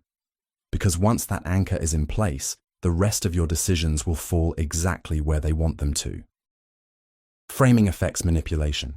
Let's say you walk into a store and see a sign that says 90% fat-free yogurt. Sounds pretty healthy, right? But right next to it, another brand says contains 10% fat. Suddenly, that second one doesn't seem so great, even though it's literally the same thing. This is the framing effect, a psychological trick that doesn't change the facts, just how they're presented. And believe it or not, this simple shift in wording is enough to alter your entire decision-making process. Now, you might be thinking, okay, so what? That's just marketing. But framing is far more dangerous than making you pick a certain yogurt. It's used to shape political opinions, control public perception, and even manipulate your emotions without you realizing it. Here's a classic example. Imagine a new policy is proposed to combat a deadly disease. If people are told, this policy will save 200 lives, they're much more likely to support it than if they're told, this policy will let 400 people die. Even though both statements are mathematically identical, One just highlights saving lives, while the other highlights losing them. But framing doesn't just work with numbers. It works with morality. Let's take a controversial issue. Call one group pro-life and the other pro-choice. Notice how both sides are framed in a way that makes them sound positive. No one wants to be called anti-life or anti-choice. The way something is framed can instantly make it feel right or wrong, even before you hear the details. And that's where it gets really dangerous. Framing can be used to control narratives in ways that shape reality itself. Imagine two headlines about the same event. Protesters demand justice in the streets. Rioting mobs wreak havoc in the city. Same situation, completely different emotional reaction. If you read one, you'll sympathize with the cause. If you read the other, you'll fear the chaos. And yet, both could be describing the exact same group of people. This is how media, governments, and even corporations push agendas without ever needing to lie. They don't have to change the truth.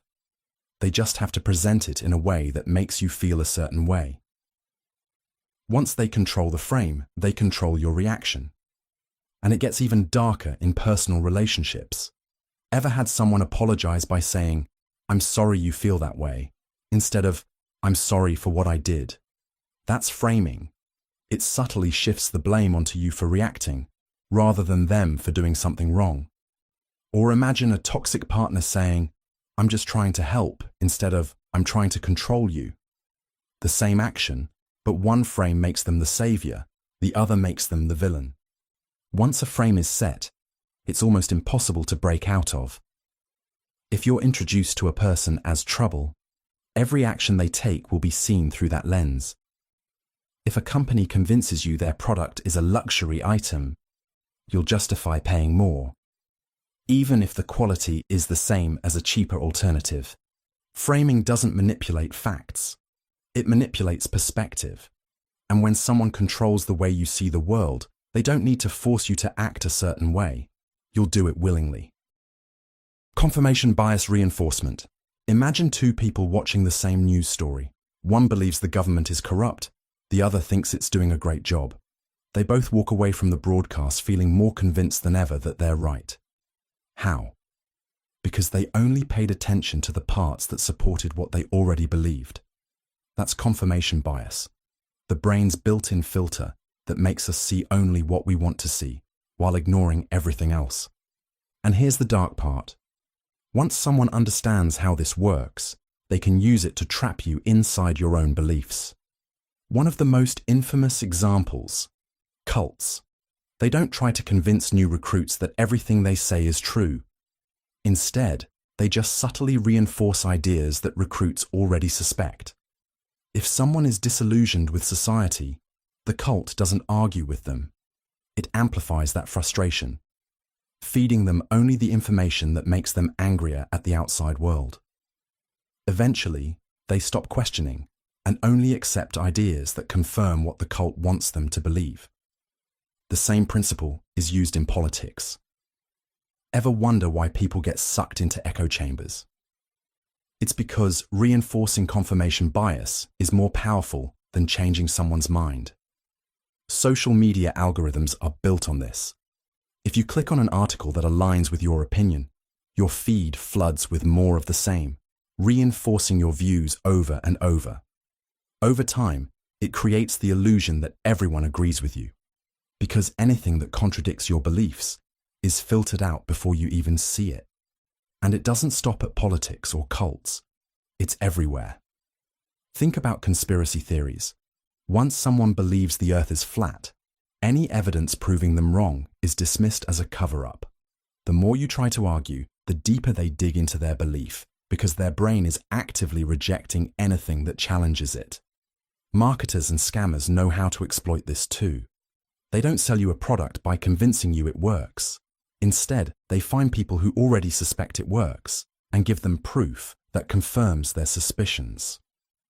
Testimonials, selective data, and emotionally charged language make sure you focus on only the positive results, ignoring anything that contradicts them.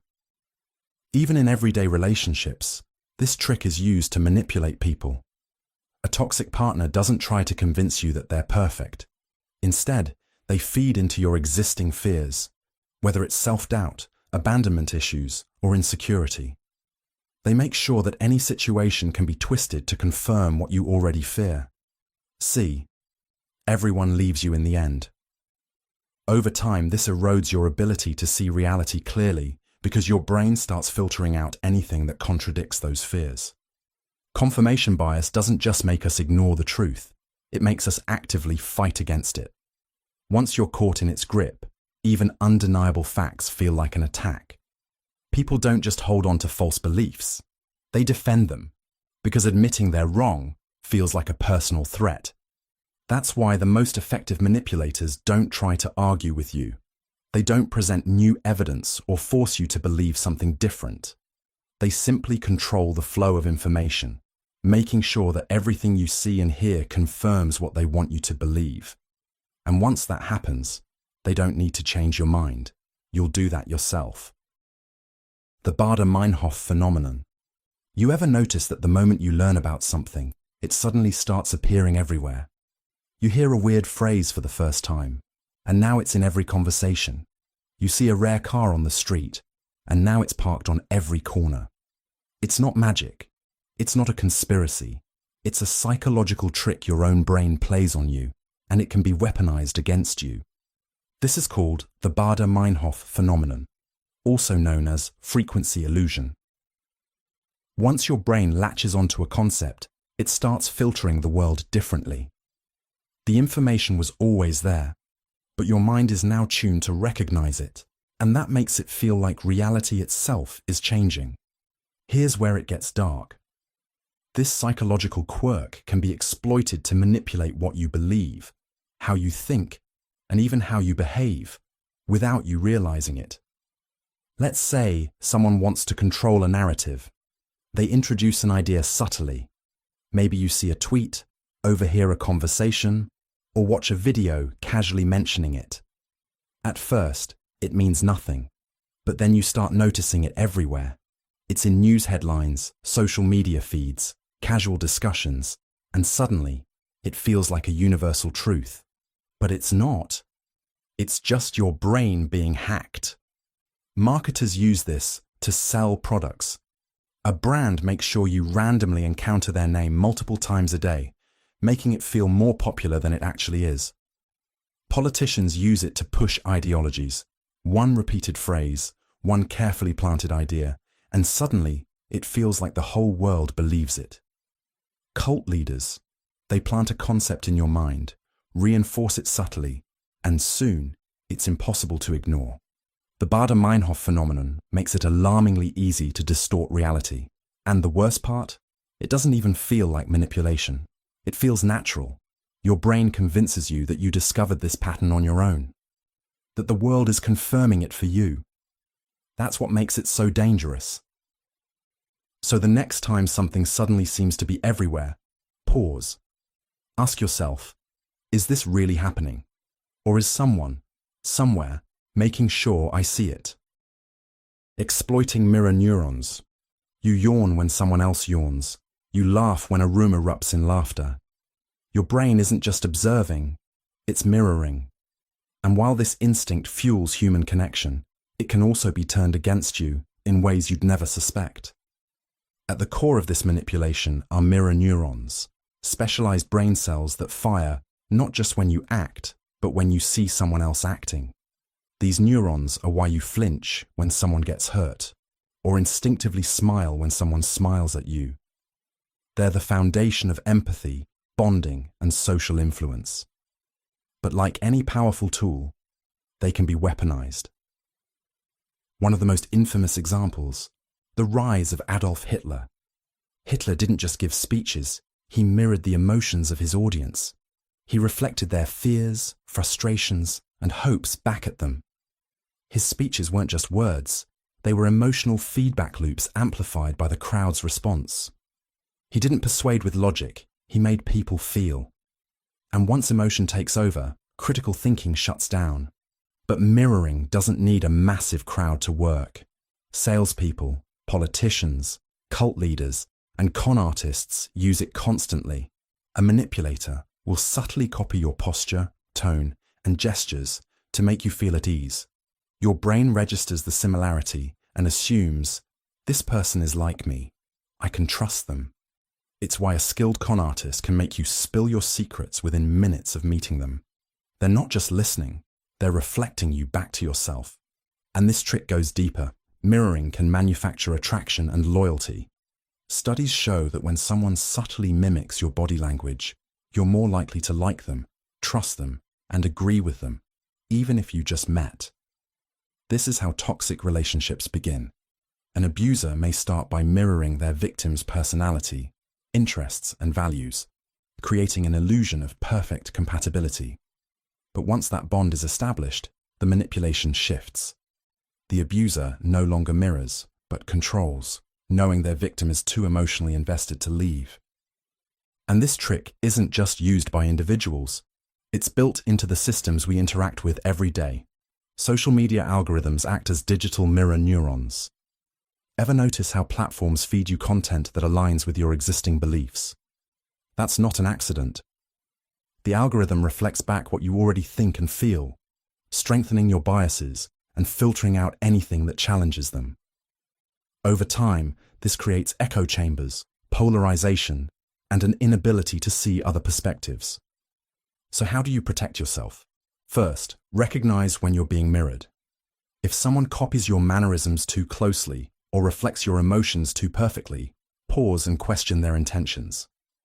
Second, disrupt the pattern. Change your posture, shift topics, or introduce an unexpected idea. A genuine person will flow naturally with the conversation.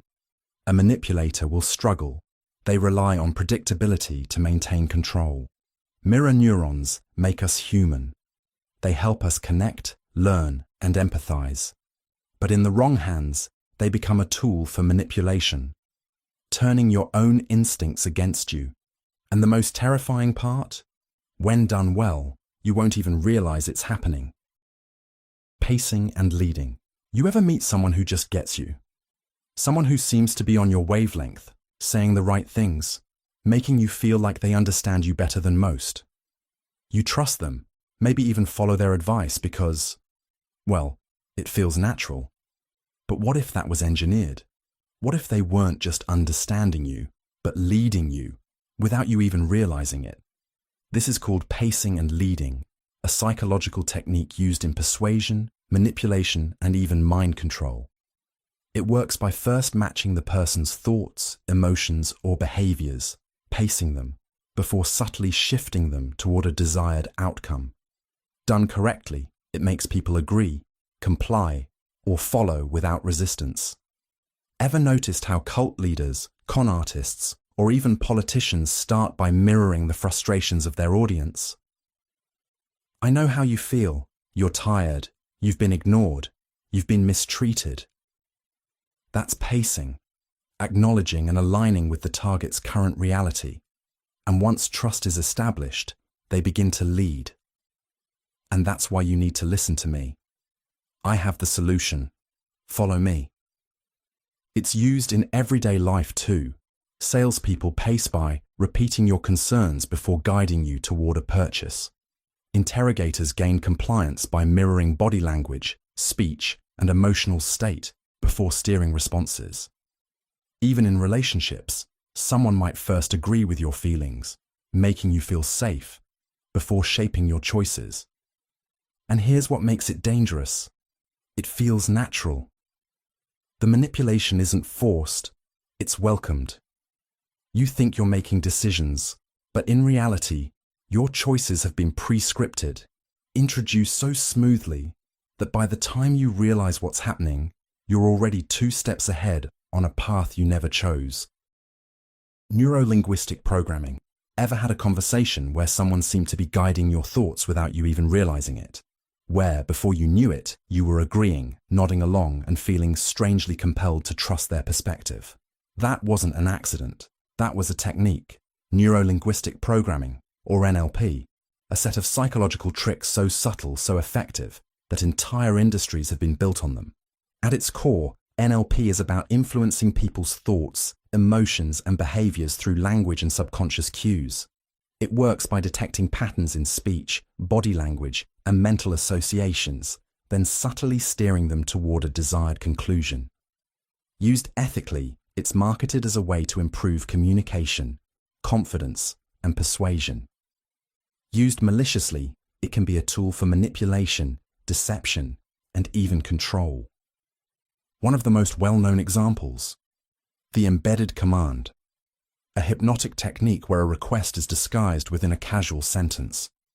Instead of directly telling someone, "You should trust me," an NLP practitioner might say, "You might not even realize it yet, but you're starting to trust what I'm saying." The suggestion is planted. The mind processes it without resistance. Another tactic: mirroring. When someone subtly mimics your posture, speech patterns, and energy level, your brain interprets it as familiarity. You instinctively trust them without even knowing why. Cult leaders use it to build deep rapport. High-pressure salespeople use it to lower your defenses. It's why you sometimes feel connected to someone you've only just met. But the most chilling NLP trick is anchoring, associating an emotion with a specific word, gesture, or stimulus. If a manipulator repeatedly makes you feel safe whenever they use a certain phrase, your brain links that feeling to them. Later, even when they're being deceptive, that same phrase triggers trust. The real danger of NLP isn't just that it works, it's that you won't even know it's happening. Subliminal messaging: you think you're in control of your thoughts, your choices, your beliefs. But what if I told you that right now, as you listen to this, there are messages being planted in your mind? Messages you'll never consciously register, but will still influence your decisions? Subliminal messaging isn't science fiction. It's real, it's powerful, and it's been used for decades to manipulate people without them ever realizing it. The most infamous example? The 1957 Coca-Cola experiment. A market researcher named James Vickery claimed he had flashed the words "drink Coca-Cola" and "eat popcorn" on a movie screen for just a fraction of a second, too fast for conscious awareness, but just enough for the subconscious to absorb it. He later reported that concession sales skyrocketed. The world panicked. People feared they were being hypnotized into buying things against their will. While Vickery later admitted to falsifying the results, the concept itself wasn't a lie. In fact, advertising agencies, political campaigns, and even intelligence agencies have since experimented with subliminal techniques because they work. At its core, subliminal messaging is about bypassing critical thinking. The conscious mind filters information, but the subconscious mind absorbs everything. When an image, phrase, or idea is subtly repeated, it embeds itself into your mind without resistance. Later, when you're making a decision, you'll feel a strange, unexplained pull toward a certain choice because it has been implanted in your thoughts. One way this is used: hidden imagery in advertisements. Fast food brands have been caught placing visual triggers, suggestive shapes, familiar symbols, even hidden words, to make their food look more appealing. Political campaigns use color psychology and background music to create emotions that subtly sway opinions. Even social media algorithms play a role, nudging people towards certain viewpoints by subtly reinforcing what they want you to see. But it gets worse. Subliminal messaging isn't just visual, it's auditory too. Certain sounds, embedded at barely perceptible levels in music or commercials, can trigger specific emotional responses. Some studies suggest that low-frequency sounds can induce unease, while higher frequencies can create a sense of urgency or excitement. Have you ever walked into a store and suddenly felt compelled to shop longer? That could be carefully designed background music manipulating your brain into staying, browsing, and buying. And then there's priming. You see something subtle, an image, a phrase, a color, without realizing its impact.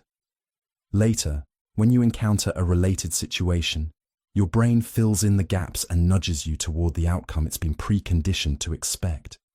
Casinos do this all the time. Bright flashing lights, The constant sound of slot machines winning. No clocks, no windows. It's all engineered to make you lose track of time and keep spending. Perhaps the darkest part of subliminal messaging is how seamlessly it integrates into everyday life. News outlets use subtle word choices to shape narratives. Social media platforms carefully curate your feed to reinforce your beliefs. Even in relationships, people can use subliminal reinforcement to manipulate their partners, gradually altering their perception of reality. So, the question is, how much of your thinking is actually yours? How many choices have you made that were subtly engineered without you even realizing it? The most unsettling part about subliminal messaging isn't that it exists, it's that you may never truly know when it's working on you. Priming effects. You walk into a store and soft classical music is playing. You feel a little more refined, maybe a bit more willing to splurge. Later, you're at a restaurant and the menu has elegant cursive font. Suddenly, the higher-priced dishes seem more appealing. You think you're making decisions freely, but in reality, you've been primed. Priming is one of the most subtle, yet powerful psychological tricks. It's the process of implanting an idea into your mind without you realizing it, making you more likely to think, feel, or act in a certain way. It doesn't require force, persuasion, or even awareness. It's a whisper to your subconscious, guiding your decisions before you even know you're making them. One of the most famous examples of priming in action. The old age experiment. Researchers had participants unscramble sentences containing words like wrinkled, bingo, and Florida. Afterward, they timed how long it took them to walk down a hallway. The result? Those exposed to age-related words walked significantly slower, without realizing why. Their minds had been primed to feel older, and their bodies responded accordingly. This trick is everywhere. Supermarkets place fresh flowers near the entrance to make you associate the store with freshness and quality. Political ads repeat the same phrases over and over until they become familiar, and therefore more believable. Job interviewers are influenced by words they saw earlier in the day. If they read about failure, they might judge a candidate more harshly. Priming works because the brain loves patterns. It's constantly looking for connections, even when none exist. If you hear the word yellow, you'll recognize banana faster than if you heard an unrelated word. If you see a brand logo frequently enough, you start to feel like you trust it, even if you've never bought their product. But here's where it gets darker. Priming isn't just about nudging choices. It can be used to control narratives and perceptions. News headlines carefully choose words to set the tone of a story before you even read the details. A crime report using youth instead of gang makes the event feel different. A company calling layoffs right-sizing makes job losses sound like a strategic move rather than a failure. And it gets worse. In legal cases, a single priming word can sway a jury. When witnesses are asked, how fast was the car going when it smashed into the other? They estimate higher speeds than if asked, how fast was it going when it bumped into the other? One word, smashed, was enough to distort their memory. Social media feeds priming effects constantly. Every like, every suggested post, every trending topic. It's all shaping how you think before you even form your own opinion. Even a simple change in font or color can influence emotions. Studies show that people primed with the color red tend to perform worse on tests, likely because red is unconsciously linked to danger and correction. The most dangerous part: once primed, you rarely question it. If you're primed to see someone as untrustworthy, you'll interpret everything they do through that lens. If you're primed to expect a bad experience, you'll find reasons to confirm it. Priming doesn't just influence one moment, it reshapes how you filter reality. So ask yourself, how many of your thoughts are truly yours? And more importantly, how many of them were planted before you even realized it? Suggestive language and hypnosis. Have you ever been in a conversation where someone subtly led you to a decision, one you thought was entirely your own? Maybe you walked into a store, and before you knew it, you were convinced to buy something you didn't even need. You probably thought it was your own choice, but what if it wasn't?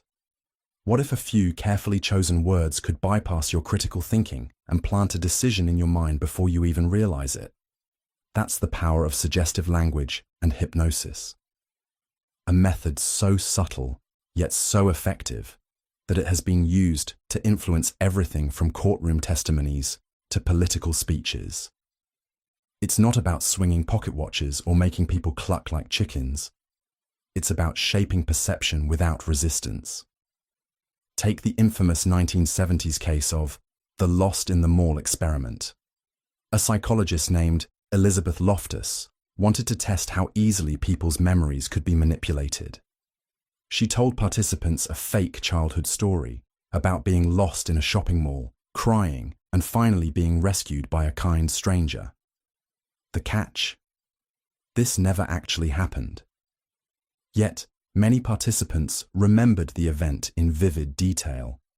Their minds filled in the gaps, creating a false reality just because someone suggested it. That's the terrifying part of suggestive language. It doesn't need to be true to be effective. It just needs to be framed in a way that your brain accepts it as truth. Now, combine this with hypnosis, and you have something even more unsettling. Hypnosis isn't about mind control. It's about lowering psychological defenses.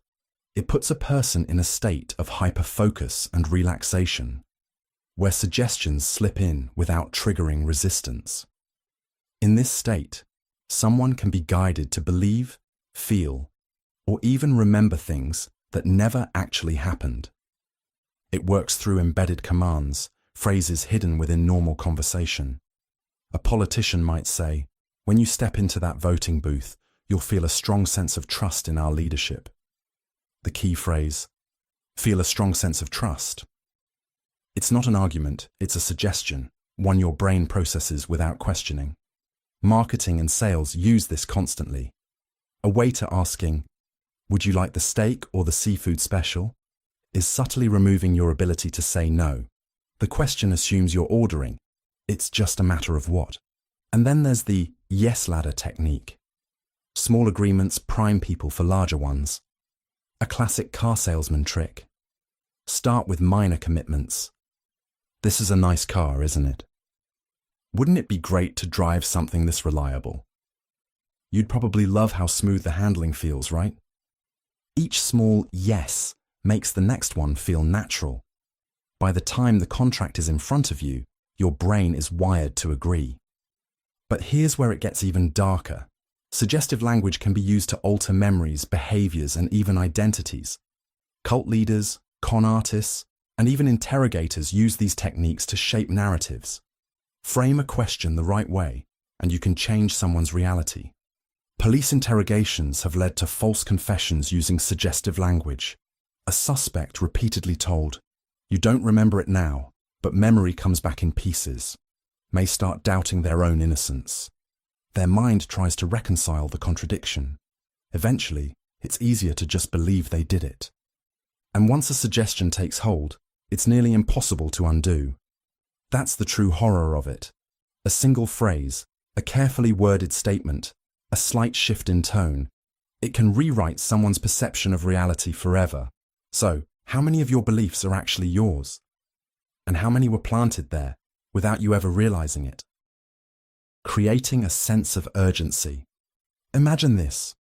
You're scrolling through an online store when you see the perfect item, but then a bold red timer appears beneath it. Only 2 left in stock. Sale ends in 3 minutes. Your heart rate spikes. You don't have time to think. If you hesitate, you might lose it forever. So, you buy it. And just like that, you've been played. This is the power of urgency manipulation, one of the most effective ways to control human behavior. It bypasses rational thinking and forces people to act on impulse. The worst part, you probably won't even realize you've been manipulated. A perfect real-world example. The 1938 War of the Worlds radio broadcast. When Orson Welles performed a fictional alien invasion as a news-style broadcast, thousands of people panicked. Why? Because it felt immediate. They didn't have time to think critically. Reports of alien attacks spread before anyone even questioned if it was real. That's what urgency does. It hijacks your brain and forces immediate action. So how does this psychological trick work? It plays on loss aversion, a bias where people fear losing something more than they desire gaining it. The idea that an opportunity is slipping away triggers anxiety, which clouds judgment. Marketers use it constantly. Limited time offer, flash sale, only a few left in stock. These phrases aren't just information, they're psychological weapons. Suddenly, buying isn't a choice, it's a race. And the moment you feel rushed, you've already lost. But it gets even darker. Cults, scammers, and con artists rely on urgency to trap victims before they can think clearly. Pyramid schemes, for example, push recruits into making fast financial commitments. Act now, or you'll miss your chance to be rich. The pressure forces decisions without scrutiny. By the time the person realizes, they're already in too deep. Even politicians and media outlets weaponize urgency. Fear-mongering headlines, emergency press conferences, breaking news alerts, all designed to provoke immediate emotional reactions. When people are afraid, they don't stop to verify facts. That's when misinformation spreads the fastest. Think about how wars start, how stock markets crash, how riots explode overnight. It's almost always a manufactured sense of urgency. When emotions take control, rational thought shuts down. And that's the moment people become the easiest to manipulate. The most disturbing part, urgency feels natural. It feels like you're making the right decision when, in reality, someone else has already made it for you. So the next time you see a countdown timer, an urgent warning, or someone pushing you to act immediately, pause. Because the moment you feel rushed, you might already be under someone else's control. Foot in the door technique. Let's start with a simple question. Would you put a tiny sticker on your window to support a cause you believe in? Seems harmless, right? It's just a sticker. But what if, a few weeks later, the same organization asked you to put up a full-size sign in your front yard? Statistically, you're far more likely to say yes, simply because you said yes to the first, much smaller request. And just like that, you've fallen into one of the most insidious psychological traps. The foot in the door technique. This trick is terrifyingly effective because it doesn't feel like manipulation. It feels like your own decision. One of the most famous real-world examples, the 1974 Patty Hearst case. Patty, the heiress to a newspaper empire, was kidnapped by the Symbionese Liberation Army, a radical militant group. Initially, she was terrified, but her captors didn't force her to pledge loyalty overnight. They started small, forcing her to record a message condemning her family. Then she participated in minor activities. And before long, she was robbing banks alongside her captors, fully believing in their cause. How does this work? The trick exploits consistency bias, our deep psychological need to stay consistent with our past behavior. If we agree to a small request, we subconsciously align ourselves with that choice. When a bigger request follows, our brain justifies compliance by thinking, I already said yes once, so this must be the right thing to do. Advertisers use this constantly. Ever wondered why free trials exist?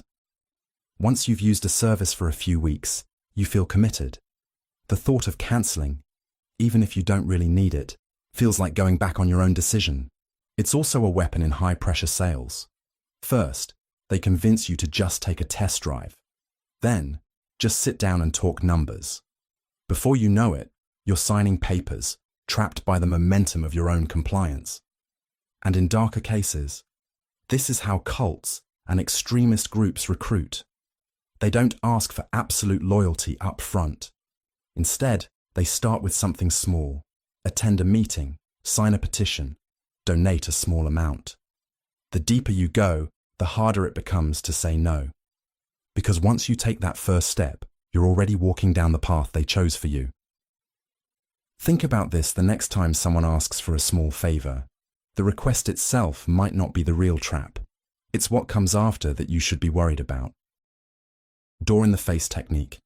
Let's say a charity worker approaches you on the street and asks, "Would you be willing to donate $500 to help struggling families?" That's a big ask. You probably hesitate, feel a little awkward, and then say no. But then they follow up with, "Okay, totally understandable. How about just $20? That second request suddenly feels so much smaller, more reasonable, and without realizing it, you reach into your pocket and hand over the cash. You just fell for one of the most powerful compliance techniques in psychology, the door-in-the-face technique. This trick works because of something deeply embedded in human psychology: reciprocal concessions. When someone lowers their demand after an initial rejection, we feel pressured to meet them halfway. It's as if we now owe them something, just because they made a compromise. It's been tested in countless studies. In one famous experiment, researchers first asked students to commit to volunteering 2 hours a week for 2 years at a juvenile detention center. Every single person declined. But then, they immediately followed up with a much smaller request. "Okay, would you at least be willing to chaperone a group of kids on a one-day trip to the zoo?" 3 times as many students agreed to the second request compared to when it was asked outright. Why? Because after saying no to the extreme request, the smaller one felt like an easy favor in comparison. And this technique is everywhere. Think about negotiations. A salesperson might start with an outrageous price, only to generously bring it down to a number they wanted all along, making you feel like you scored a deal. It's also a favorite tactic in law enforcement and interrogation techniques. A detective might push a suspect with an extreme accusation, maybe even falsely implying a life-ruining punishment, only to then offer a much lesser charge if they confess. Faced with the horrifying first option, the second one feels like an escape. But in reality, it's a trap. On a darker scale, this is how manipulative people and organizations operate. Cults, high control groups, and even abusive relationships exploit this principle to break people down. First, they demand absolute obedience or extreme sacrifice, something impossible. But when they relent and ask for just a little loyalty, just a small compromise, it suddenly feels manageable. And just like that, you're in. Because the real trick isn't about getting what they ask for, it's about making you feel like saying yes was your idea. Lowballing. You walk into a car dealership excited to buy your first car. The salesperson greets you with a warm smile and says, "Good news! We have a special deal today. This car, fully loaded, for just $20,000. That's within your budget." You shake hands, feel the thrill of the purchase, and start picturing yourself behind the wheel. But just as you're about to sign the paperwork, the salesperson frowns and says, "I just checked with my manager. Unfortunately, I made a mistake. That price doesn't include some mandatory fees. It's actually $23,000. At this point, you're already mentally committed to the car. You've imagined owning it, maybe even bragged to friends about the deal you got. So instead of walking away, you agree to the new price.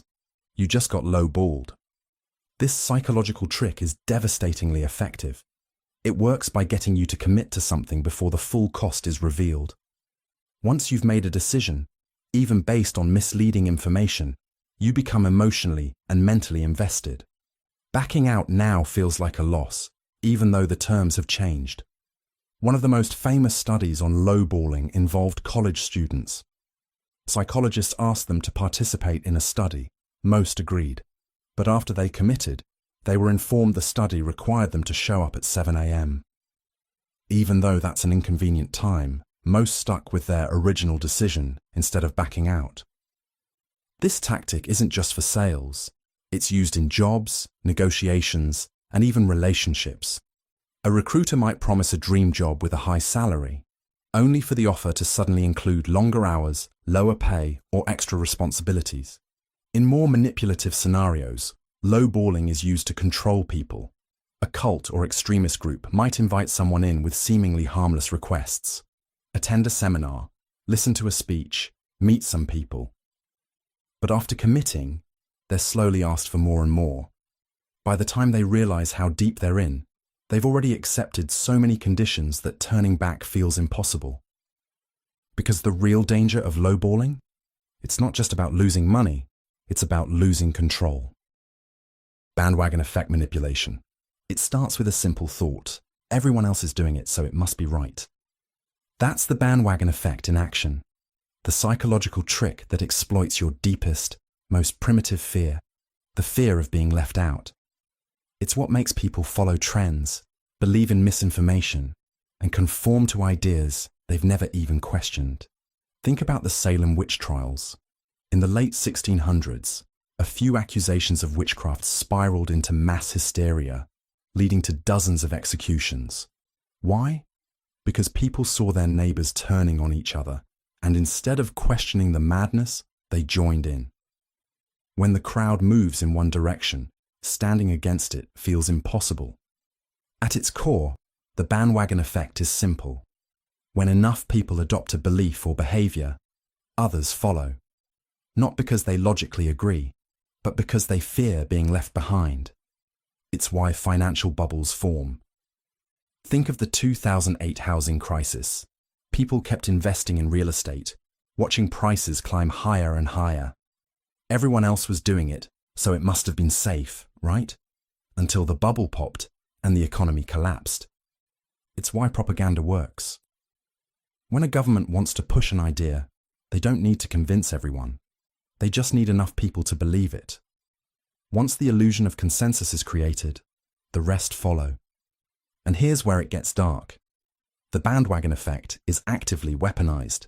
Advertisers use it to manipulate consumer behavior, making people feel that if they don't buy a product, they're missing out.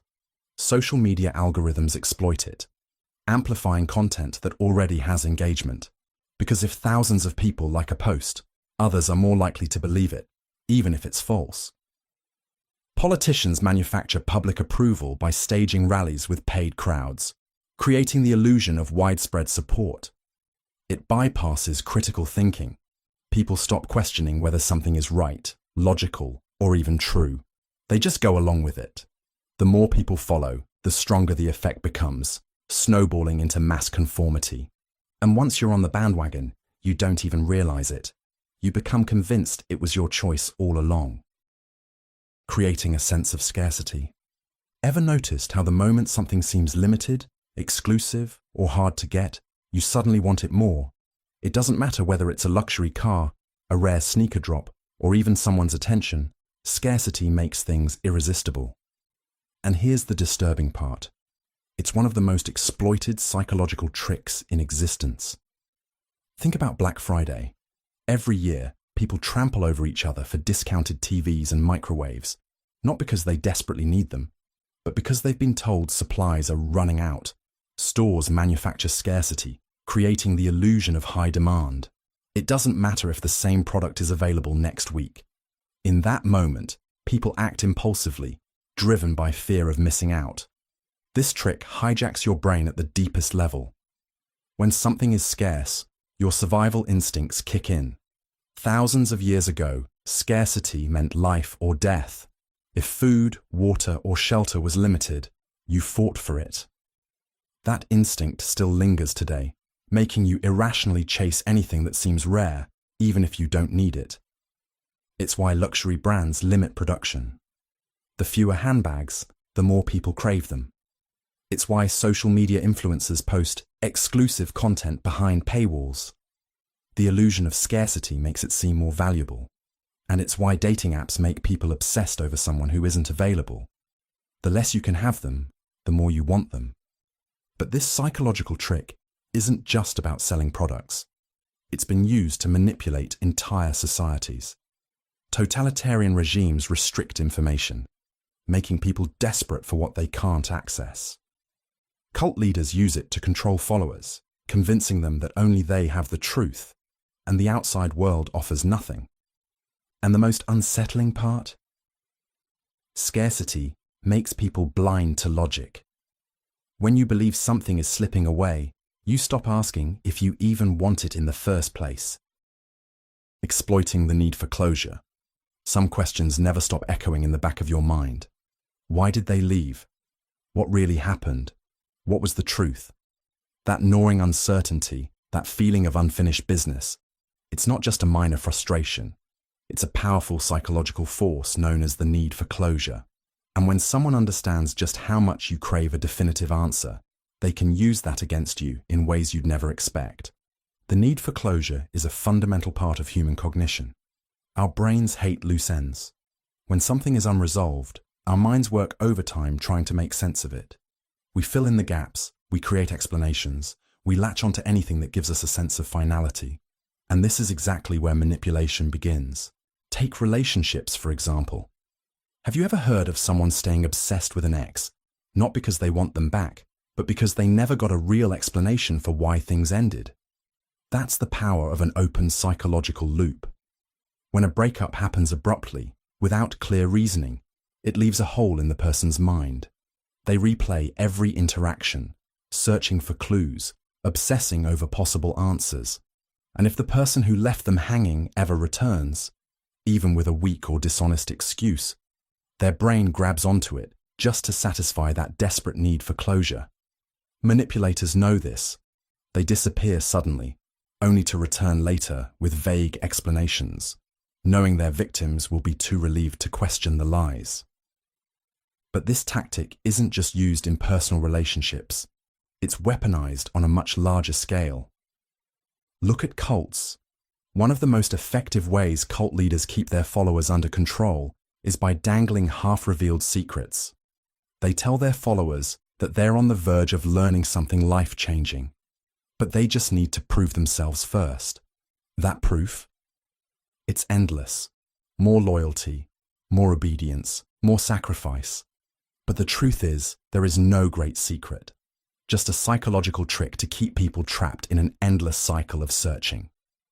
Even in politics, the need for closure is one of the most powerful tools of mass persuasion. Political propaganda often thrives on ambiguity. A politician might claim, "There's something they're not telling you," or "The real story is out there if you look hard enough." They don't provide facts, just enough uncertainty to make people start filling in the blanks themselves.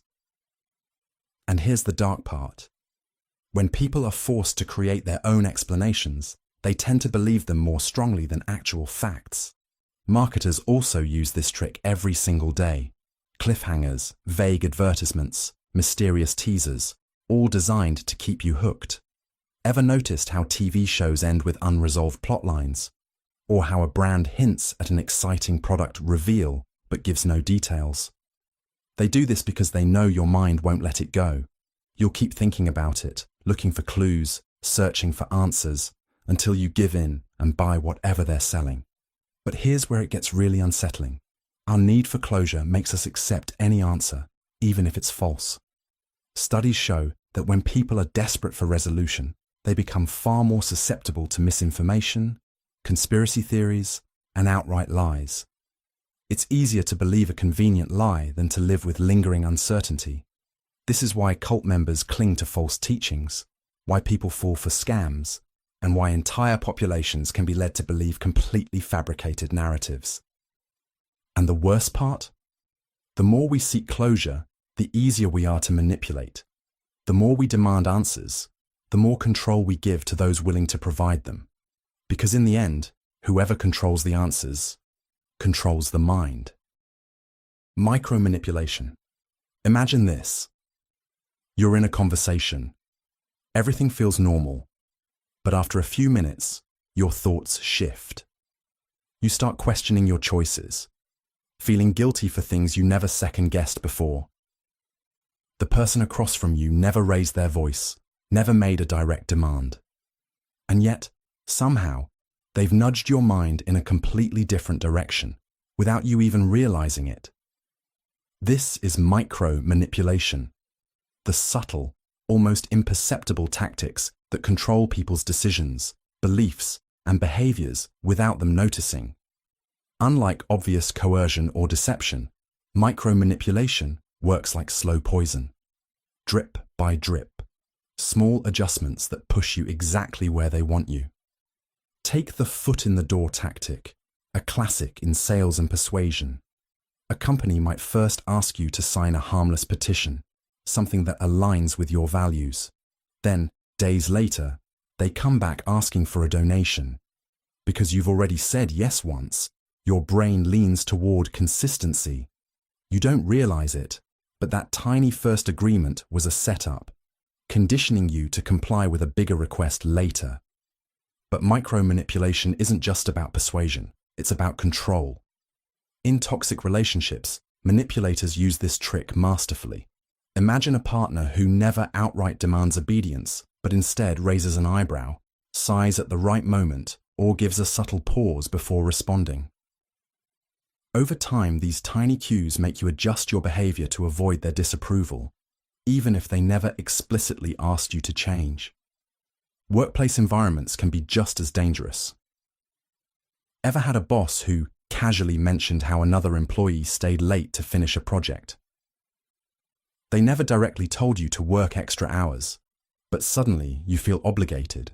This is how micromanipulation works, planting ideas without stating them outright. And then there's social conditioning. Micromanipulation is used on a massive scale in politics, advertising, and media. Consider how brands create artificial exclusivity. Only 5 left in stock, or this deal won't last.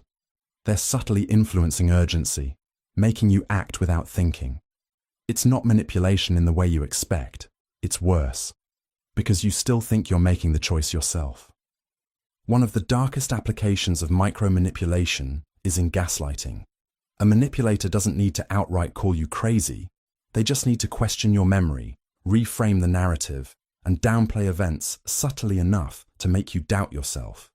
They might say, "I don't think I ever said that. Are you sure you're remembering correctly?" It sounds innocent enough, but over time, it erodes confidence, making the victim more pliable, more dependent.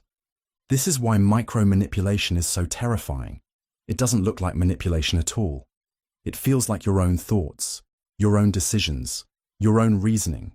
It works through gestures, phrasing, timing, and tone, all carefully calibrated to steer you in a specific direction.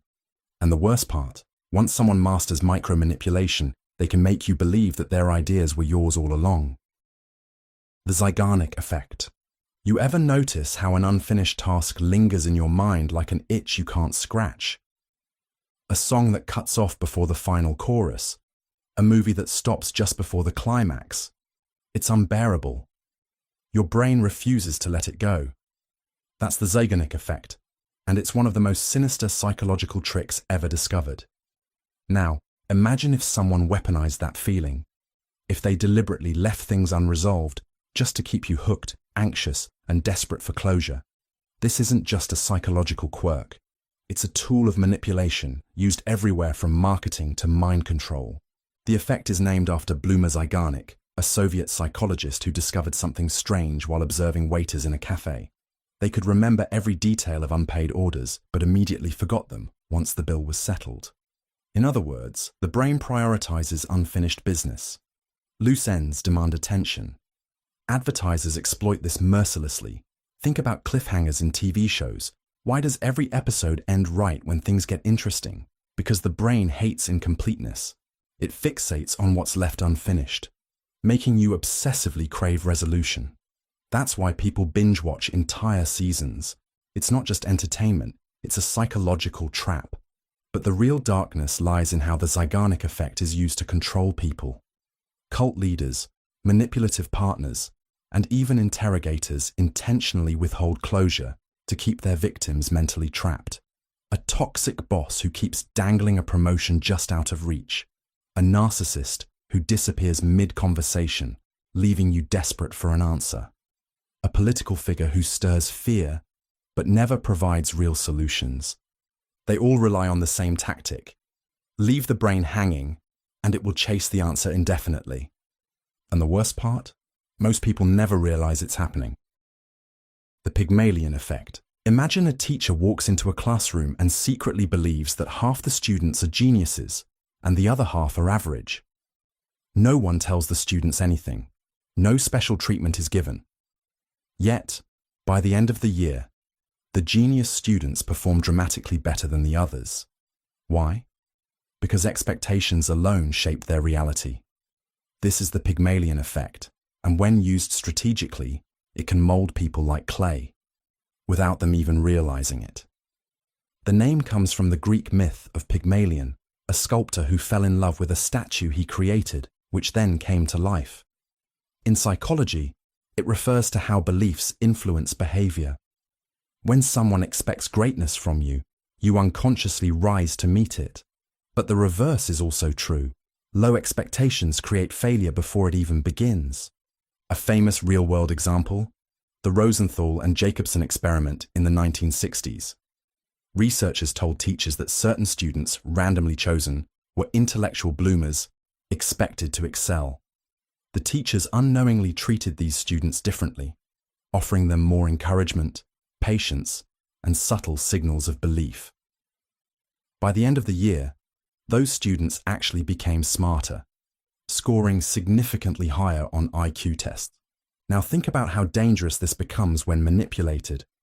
A controlling boss subtly implies you're incompetent, making you second-guess your abilities until you actually start underperforming.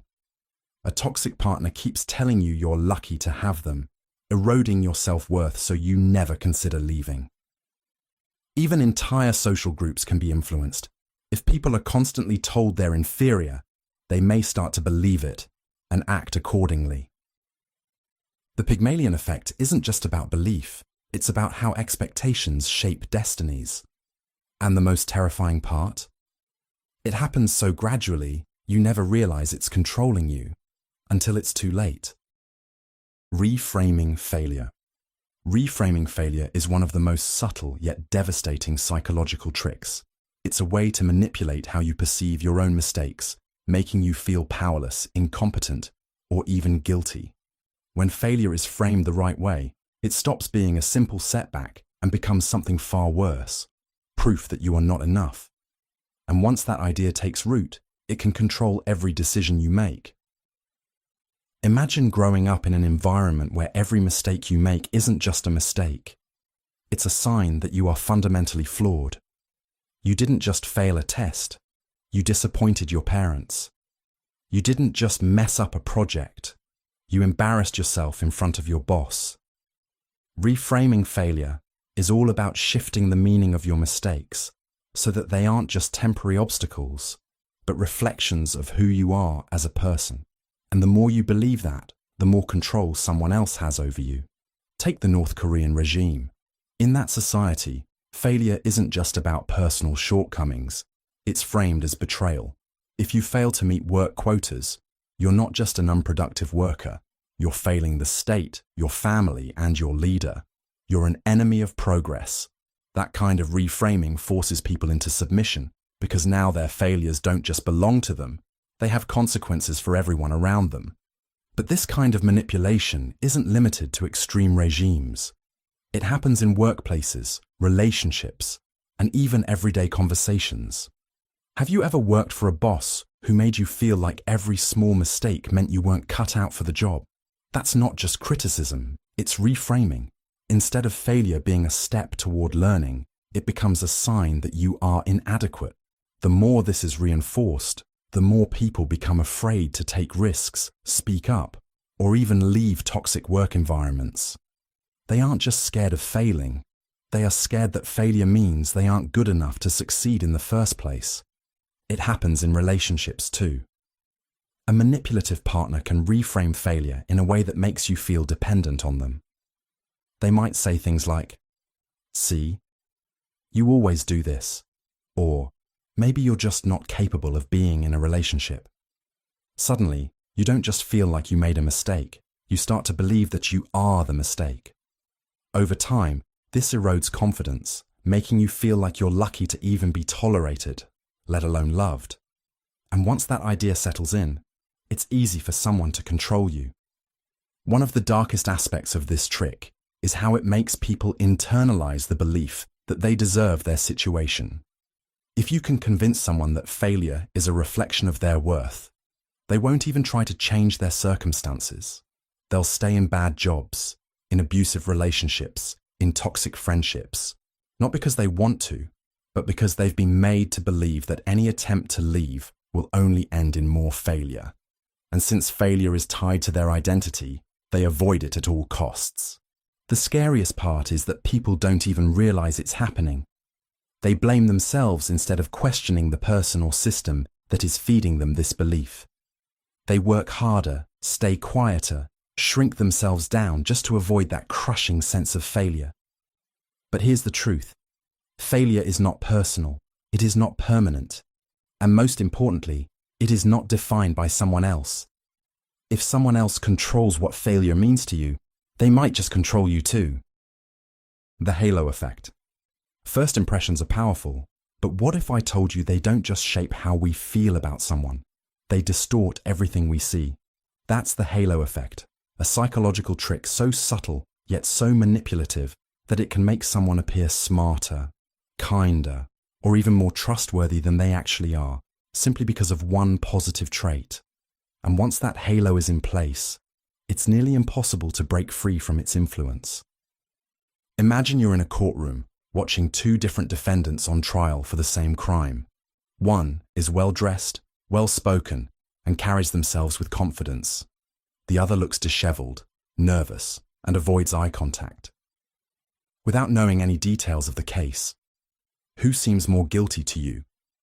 Studies show that attractive, confident individuals are more likely to be perceived as innocent, while those who appear nervous or less polished are assumed to be guilty, even if the evidence says otherwise.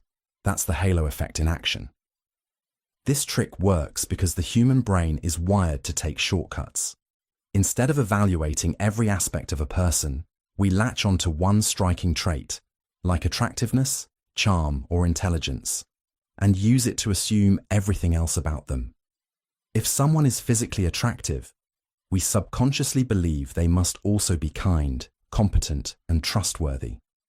If someone speaks with confidence, we assume they must be knowledgeable. And if someone is in a position of power, we naturally believe they deserve to be there. It's why politicians can win elections based on charisma rather than policy. It's why serial manipulators get away with their lies. And it's why leaders who appear strong and authoritative are often blindly followed, even when their actions are questionable. The halo effect isn't just about perception. It actively shapes reality. Think about media coverage. Celebrities who are admired for their talent often get the benefit of the doubt when scandals emerge, while someone already viewed negatively is instantly condemned. It's not logic, it's the halo effect distorting judgment. Marketers exploit this trick to perfection. Ever wondered why luxury brands hire attractive, well-dressed models to promote their products? It's not just about selling clothes or watches. They know that if you associate their brand with beauty and status, you'll subconsciously assume the product itself is superior. You're not buying just a car, a perfume, or a suit. You're buying the illusion of prestige that surrounds it. But the darker side of the halo effect is its ability to shield dangerous individuals from scrutiny. Charismatic leaders can hide corruption behind their charm. Manipulative partners can make people ignore red flags simply because they seem caring at first. Even history's worst figures often had an aura of leadership that blinded people to their true nature, until it was too late. The halo effect is one of the most insidious psychological tricks because it doesn't just fool people. It makes them confident in their false judgments. And once someone believes in an illusion, they'll defend it. Even when evidence contradicts their perception, they'll rationalize it away. He's a good guy. He wouldn't do that. She's so charming. She must be telling the truth. Breaking free from the halo effect means questioning first impressions. It means looking past charm, status, and appearances and asking, what am I not seeing? Because sometimes the people who seem the brightest are simply casting the longest shadows. Time constraints. Imagine you're in a high-end watch store, admiring an expensive timepiece. The salesperson leans in and whispers, "This is the last one in stock, and I can only hold this price for the next 5 minutes." Your heart races. The pressure builds. You weren't planning to buy anything today, but suddenly, waiting feels like losing. This is time constraint as a pressure tactic, and it's one of the most effective ways to make people act against their better judgment. When faced with a ticking clock, rational thinking is the first thing to collapse. The brain processes scarcity as a threat, a fear of missing out, of losing an opportunity that might never come again. In response, the body releases cortisol, spiking stress levels and making quick decisions feel like the only option. Marketers, con artists, and even cult leaders know this well. By artificially limiting time, they create a sense of urgency so intense that people feel forced to act before thinking. This trick works because of something called decision fatigue. When a person feels rushed, they don't have the luxury of weighing pros and cons. Instead, they rely on instinct. They default to the easiest, safest feeling choice, which is usually what the manipulator wanted all along. That's why limited time offers work so well in sales. It's why car dealerships claim a deal will expire by the end of the day, even though the same exclusive offer is still there the next week. But this tactic goes beyond sales. It's been used to control people on a massive scale. In high-pressure negotiations, leaders will impose last-minute deadlines, forcing their opponents to make rushed agreements. Cults and extremist groups use time constraints to trap recruits. Decide today, or this opportunity disappears forever. Even military interrogators have exploited time pressure, bombarding detainees with rapid questions, forcing them to respond before they can think critically. One of the most disturbing applications of this tactic is in scam culture. Ever heard of a high-stakes email scam? You receive a message claiming to be from a bank or government agency, warning you that your account is compromised. You have 10 minutes to respond or your funds will be frozen. Rationally, you'd verify the claim. But the clock is ticking. The fear takes over. And before you know it, you've handed over sensitive information. But here's the darkest part. The illusion of urgency creates compliance. People who normally resist manipulation become highly suggestible under pressure. Studies have shown that when individuals believe they're on a time limit, they're far more likely to obey instructions, even if those instructions go against their morals, instincts, or common sense. So how do you resist this trap? The key is pausing. The moment you feel rushed, step back. Recognize that urgency is often manufactured. Ask yourself, is this really my last chance? Or is someone just making me feel like it is? Because the truth is, when someone pressures you to decide right now, it's usually because they don't want you to think at all. The contrast principle. Imagine you walk into a store to buy a new suit. The salesperson greets you with a warm smile and immediately brings out the most expensive option in the store, a designer suit that costs well beyond your budget. You shake your head, saying it's too much. But then they show you a second suit, still pricey, but significantly cheaper than the first. Suddenly, this second suit seems like a bargain, and you convince yourself it's a great deal. Without realizing it, you've just fallen for the contrast principle, a psychological trick that alters how we perceive value, making things seem better or worse depending on what they are compared to. This principle works because our brains don't evaluate things in isolation. We understand value by comparison. A $100 shirt feels absurdly expensive if you've just been looking at $20 shirts.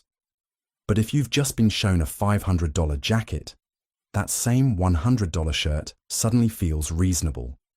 This mental shortcut happens so fast that you don't even realize you're being influenced. It's one of the most effective persuasion tactics in existence. Salespeople, marketers, real estate agents, and even high-pressure negotiators use it constantly. Ever noticed how luxury car dealerships show you the most expensive models first? That's by design. After seeing a car that costs $100,000, a $60,000 car feels like a steal, even if it's still outrageously expensive. The contrast principle exploits your perception, not the actual value of what you're buying. But here's where it gets truly dark. This trick isn't just used in sales. It's used to manipulate behavior, decisions, and even how we judge people. Imagine a company introducing a terrible policy, longer work hours, fewer benefits. Employees revolt, refusing to accept it. Then, management compromises by offering a slightly less awful policy. Suddenly, employees feel relieved and accept the new conditions, even though they're still much worse than before. The trick. The second option was always the intended goal. The first one was just there to make it look better by comparison. This same technique is used in politics and media. Have you ever noticed how a particularly controversial law or policy is first introduced in its most extreme form? Outrage follows. People demand change. Then a less extreme version is proposed, and people breathe a sigh of relief. They accept it, not because it's good, but because it looks better in contrast to the worse option. And then there's the manipulation of human relationships. Let's say someone wants you to accept mistreatment or control. They might start by treating you terribly, being overly critical or distant. Then suddenly, they give you a small kindness, a compliment, a gift, a moment of attention. That kindness feels huge in comparison to the prior mistreatment, and suddenly you feel grateful, even loyal. This is textbook emotional manipulation, and it keeps people trapped in toxic relationships or social dynamics they would have rejected outright under normal circumstances. What makes this trick so insidious is that it feels completely natural. Your brain truly believes the second option is better. It doesn't feel like manipulation. And once this principle is in play, escaping it becomes nearly impossible unless you know what's happening. So how do you fight it? The key is absolute awareness. Whenever you're making a decision, ask yourself, am I judging this based on its actual value, or is something else influencing my perception?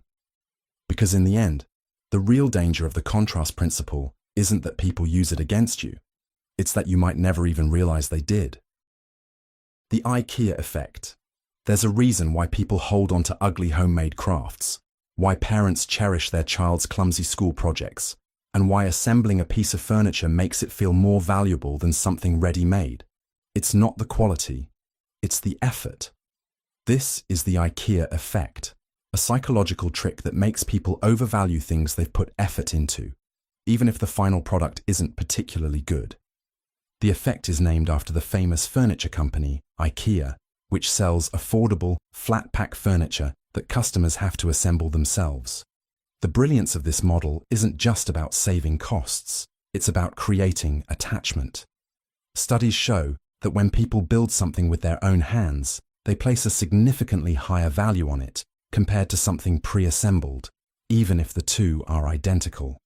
The act of effort tricks the brain into forming an emotional bond with the object, making people less likely to discard it, return it, or acknowledge its flaws. But this trick isn't limited to furniture. Businesses, cults, and manipulators exploit the IKEA effect in ways that go beyond just making you overvalue a bookshelf. It's used in workplaces when employees are encouraged to contribute ideas that make them feel personally invested in the company's success, despite being underpaid or overworked. It's used in relationships where one person is constantly made to work for the approval of the other, deepening their attachment in a toxic dynamic. It's even used in cult indoctrination, where new members are given difficult or humiliating tasks to complete, increasing their emotional investment and making them less likely to question their beliefs.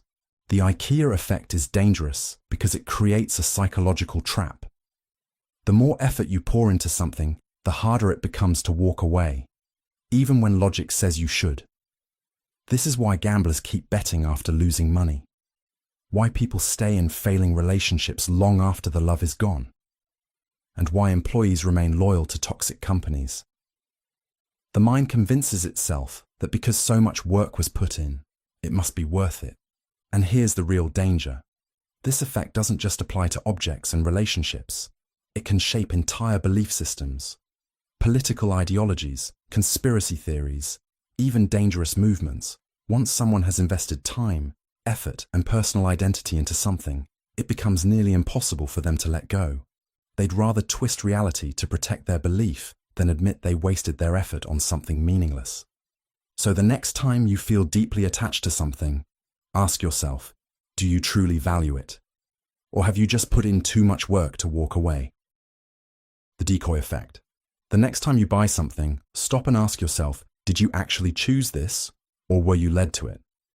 Because what if I told you that many of your decisions weren't really yours at all, but carefully engineered by an invisible trick known as the decoy effect? This psychological trick is so subtle, so effective, that corporations, advertisers, and even political strategists use it to guide your choices without you ever realizing it. It works by presenting you with 3 options, but one of them isn't really there to be picked. It's just bait to push you toward a specific decision.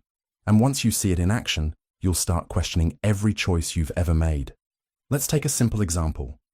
You walk into a movie theater, and you're given 2 choices: a small popcorn for $3 or a large for $7. Most people might hesitate. $7 seems like a steep jump from 3, but now the theater adds a third option, a medium popcorn for $6.50. Suddenly, $7 for a large doesn't seem so bad anymore. That 50-cent difference makes the large feel like the obvious best deal. You were never meant to pick the medium. It was only there to steer you toward the large.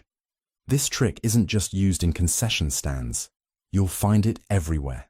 In subscription services, where the best value plan sits comfortably next to an overpriced, intentionally unattractive alternative. In restaurants where menu pricing is designed to make a certain dish look like the best deal. Even in elections, where a strategically placed third-party candidate can pull just enough votes from one side to shift the results. But here's where it gets disturbing. The decoy effect doesn't just shape our purchases. It influences our perceptions of value, quality, and even morality. Have you ever seen a public figure get away with something terrible just because someone else did something worse? That's the decoy effect. By introducing a more extreme alternative, the original choice suddenly feels more acceptable, even if it was never truly a good option. And the worst part? The more decisions you make under the influence of this trick, the more your brain starts to justify them.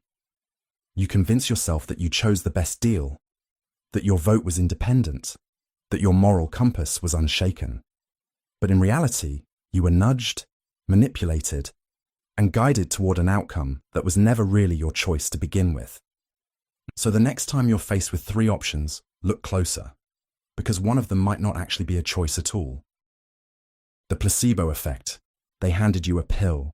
You swallowed it, and within minutes, the pain started fading.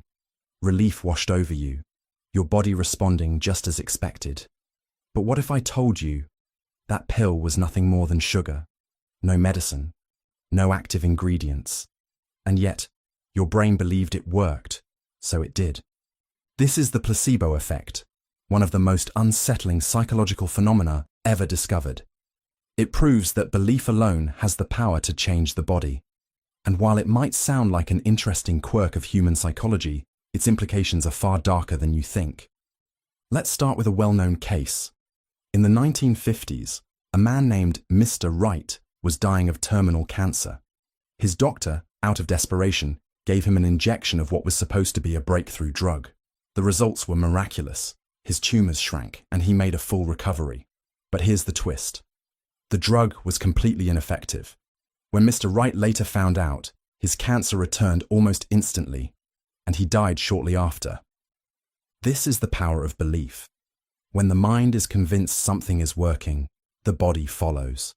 Studies have shown that people given fake painkillers release real endorphins. Placebo surgeries, where doctors pretend to operate, have led to genuine improvements in patients. Even Parkinson's patients have seen symptoms improve, simply because they thought they were receiving medication. And yet, here's where it gets deeply unsettling. This effect can be weaponized. If belief can heal, then it can also harm. This is called the nocebo effect, the dark twin of the placebo effect. Instead of convincing people they're getting better, you convince them they're getting worse. Tell someone a harmless pill will make them sick, and their body will create real symptoms, nausea, pain, even full-blown diseases. This has been used throughout history. In voodoo cultures, shamans have cursed people to death simply by making them believe they were dying. In medical scams, con artists sell completely fake treatments, making people think they're recovering, until it's too late. And in modern pharmaceutical trials, patients sometimes experience serious side effects, not because of the drug, but because their minds expect them. Think about what this means. If belief is strong enough to change your biology, then how many times in your life have you been tricked? How often has your pain, your relief, your sickness, even your recovery, been dictated by expectation rather than reality? And more importantly, who's been shaping those expectations? Loss aversion. They put two choices in front of you. Option A, you gain $100. Option B, you lose $100. Which one feels stronger? If you're like most people, the pain of losing that money hits twice as hard as the joy of gaining it. This is loss aversion, a psychological trick that makes you fear losing far more than you desire winning. And this fear, it controls more of your decisions than you realize. Think about casinos. They know this effect inside out. When you start winning, they flood you with flashing lights and celebratory sounds, conditioning your brain to crave more. But when you lose, they don't make a big deal out of it. No alarms, no dramatic music, just silence. Why? Because they know you're already in psychological pain. And here's the kicker.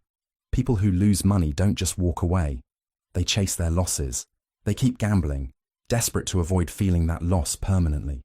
Loss aversion isn't just about gambling. It shapes everything from marketing to relationships. Ever wondered why companies offer limited time deals? Why e-commerce sites tell you, only 2 left in stock? It's because your brain panics at the idea of losing an opportunity.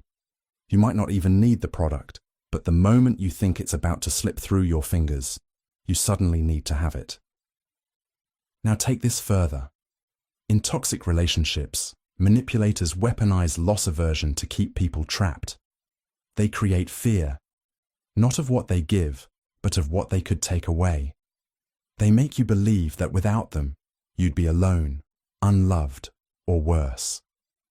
This is why people stay in situations that harm them. It's not because they're happy. It's because the idea of losing what they have, no matter how bad, feels more terrifying than walking away. And if you think you're immune, think again. Every day, politicians, advertisers, and even social media exploit this exact principle. Act now, or miss out forever. Your rights are being taken away. Everyone else is ahead of you. The world isn't just feeding you choices, it's making sure you fear the wrong ones. So the question is, how many of your decisions were truly yours, and how many were just a desperate attempt to avoid losing? The power of touch, the warmth of a handshake, a reassuring pat on the back, a brush of fingertips on your arm. These small, almost imperceptible touches might seem harmless, even insignificant. But what if I told you that they hold the power to control your thoughts, influence your decisions, and change the way you see the world? This is the power of touch, a psychological weapon so subtle that most people never even notice when it's being used against them. And yet, it can shape behavior in ways that are almost impossible to resist. Let's start with an unsettling study. In a classic experiment, waiters in restaurants were told to lightly touch customers on the shoulder or forearm while returning their change. The result? Tips increased by as much as 40%. Another study had job interviewers give a brief, seemingly insignificant handshake to candidates. Those who received a firm, confident touch were consistently rated as more competent and hireable, regardless of their actual performance. The explanation lies deep in human psychology. Touch is the oldest, most primal form of communication. Before language, before speech, touch was how humans bonded, how we reassured, how we signaled dominance or submission. And that instinct hasn't disappeared. It's just been repurposed. So how does this trick work? It's all about subconscious trust and compliance. When someone touches you, especially lightly and briefly, it creates an instant sense of connection. You might not consciously notice it, but your brain does. It registers warmth, familiarity, even authority. In fact, Research shows that when a doctor lightly touches a patient's arm while giving a diagnosis, the patient is more likely to believe them and follow their advice. It's the same reason politicians shake hands obsessively and salespeople make subtle, reassuring contact. Now here's where it gets dark. This effect works even when you don't want it to. Studies have shown that even unwanted touch, when not overtly aggressive, can lower a person's ability to resist persuasion. Criminals, con artists, and manipulators use this to their advantage. A cult leader might place a hand on your shoulder while speaking, making you feel indebted to them. A skilled interrogator might use a light touch on the arm to make you more likely to reveal information. Even scammers use touch, often brushing against their targets while talking, subtly making them more cooperative. This technique is also used in power dynamics. Ever noticed how powerful people in business or politics will place a hand on someone's back as they walk through a door? That's not just a friendly gesture, it's a display of dominance. They are, quite literally, guiding the other person, showing who's in control. And more often than not, the person being touched subconsciously accepts that control. And yet, here's the most disturbing part. It works even when you know about it. Even now, after hearing all of this, your brain is still wired to respond to touch the way it always has. The next time someone touches your arm, your mind will still associate it with warmth, trust, or authority. You might question it later, but in the moment, your defenses are already lowered. So the next time you feel a hand on your shoulder, a fleeting touch on your arm, or an unfamiliar warmth in a handshake, ask yourself, was that an accident? Or was it a calculated move to make you just a little more obedient? The foot-and-mouth effect. Most people think that being polite and friendly will always work in their favor. But what if I told you that simply making small talk, expressing warmth, or even asking someone how they're doing could make you more vulnerable to manipulation? This is where the foot-in-mouth effect comes into play. A psychological trick that exploits our own need to be perceived as kind, agreeable, and emotionally invested. And once someone knows how to use it against you, they can shape your decisions without you even realizing it. One of the most well-documented examples of this effect comes from a study conducted by social psychologists Howard and Gengler. They found that when people were first asked a simple, seemingly harmless question, like, "How are you feeling today?" they were significantly more likely to comply with a later request, even if that request had nothing to do with the conversation. This is because once someone verbalizes something about themselves, especially something positive, they subconsciously feel the need to maintain that image through their actions. If you tell someone you're having a good day, it becomes harder to refuse a favor right after, because denying them would contradict the positivity you just expressed. This trick is widely used in sales, negotiations, and even interrogations. A skilled salesperson won't just jump into their pitch. Instead, they'll start with light conversation, asking about your day, or making small personal observations. The moment you respond with something like, "I'm doing well, thanks for asking," you've unknowingly put yourself in a psychological trap. You now feel the need to remain consistent with the friendly, cooperative persona you just projected. So when they ask if you'd like to just take a quick look at a product or consider an option, you're far more likely to comply, even if you originally had no intention of doing so. In high-stakes environments, like police interrogations or intelligence gathering, this trick becomes even more sinister. Interrogators might begin with harmless, casual questions designed to get the suspect talking in a relaxed and cooperative manner. Once the person starts responding positively, they unconsciously want to maintain that cooperative stance, making it easier for interrogators to extract information or subtly lead them toward a confession. It's a psychological doorway. Once you step through, it's hard to turn back without feeling like you're contradicting yourself. But why does this happen? The foot-in-mouth effect works because humans are deeply wired for consistency. Once we say something out loud, especially in front of others, we feel an internal pressure to align our actions with our words. Social norms reinforce this behavior, making us uncomfortable with seeming dishonest, rude, or contradictory. If you say, "I love helping people," and someone follows up with a request for help, rejecting them feels like you're going against your own nature, even if helping them was never part of your plan. This tactic isn't just used on individuals, it works on large-scale manipulation as well. Political campaigns and propaganda often begin by getting the public to agree with simple, seemingly harmless statements like, "We all want a better future." Once people acknowledge that idea, they're primed to support more specific policies that align with it, even if those policies weren't something they originally agreed with. By getting people to say yes to broad, agreeable ideas first, they can subtly guide them toward more extreme commitments later on. So, how do you protect yourself from falling into this trap? The first step is recognizing when it's happening. If a conversation starts with an unusually friendly or probing question before leading into a request, take a mental step back.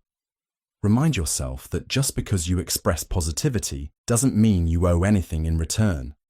Learn to separate polite conversation from compliance, and don't let your own words be used against you. In the end, the foot-in-mouth effect is a psychological trick that thrives on the simple act of speaking. It turns your own words into a tool of persuasion, trapping you in a cycle of consistency. The moment you say something, you feel compelled to act in a way that aligns with it, even if it's against your best interests.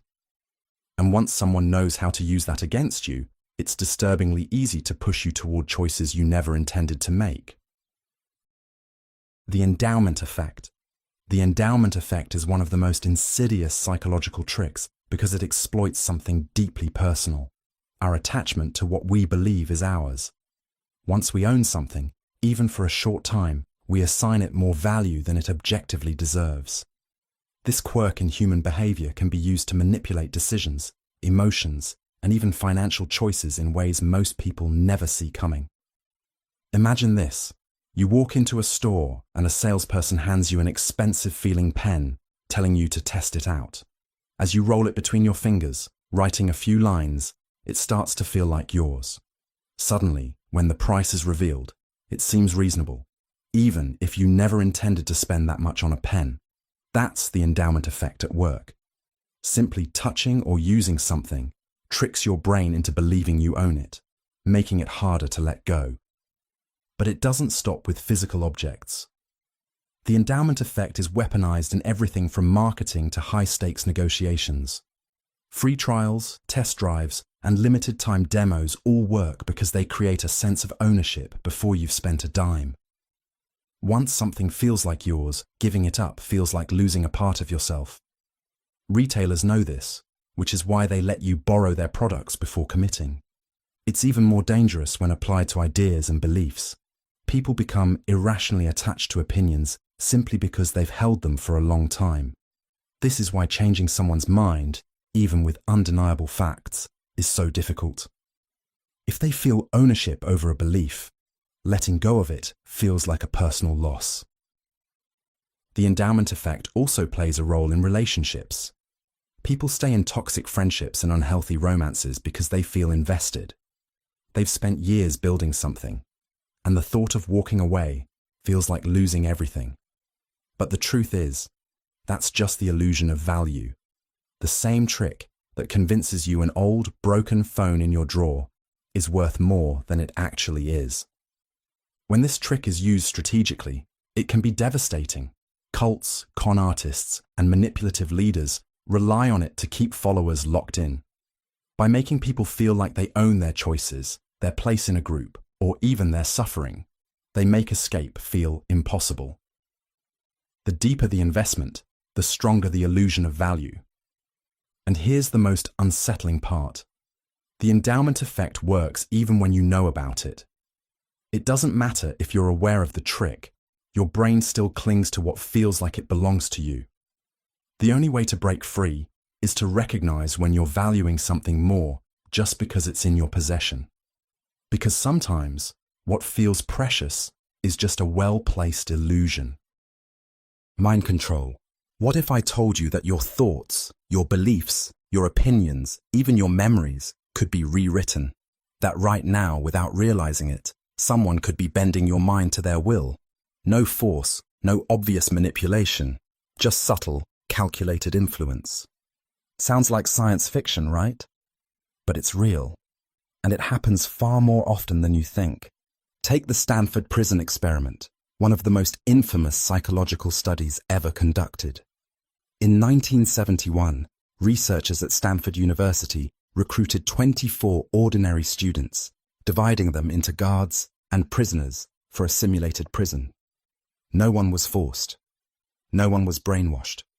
And yet, within days, the guards, regular college students, became cruel, authoritarian, even sadistic.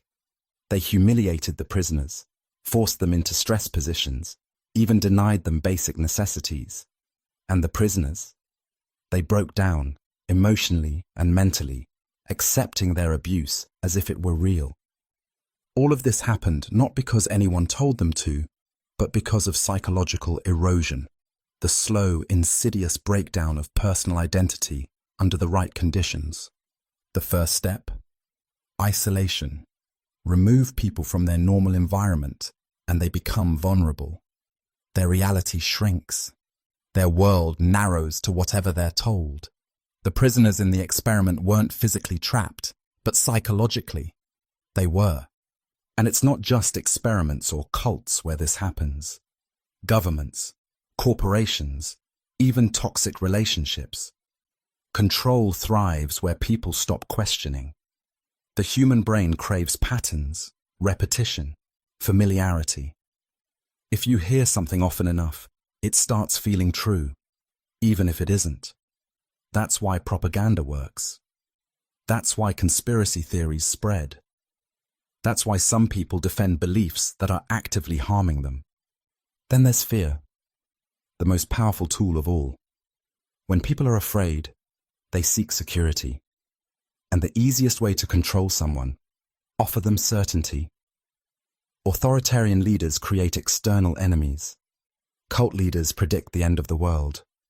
Manipulative partners turn you against your friends. The goal is the same. Keep you scared.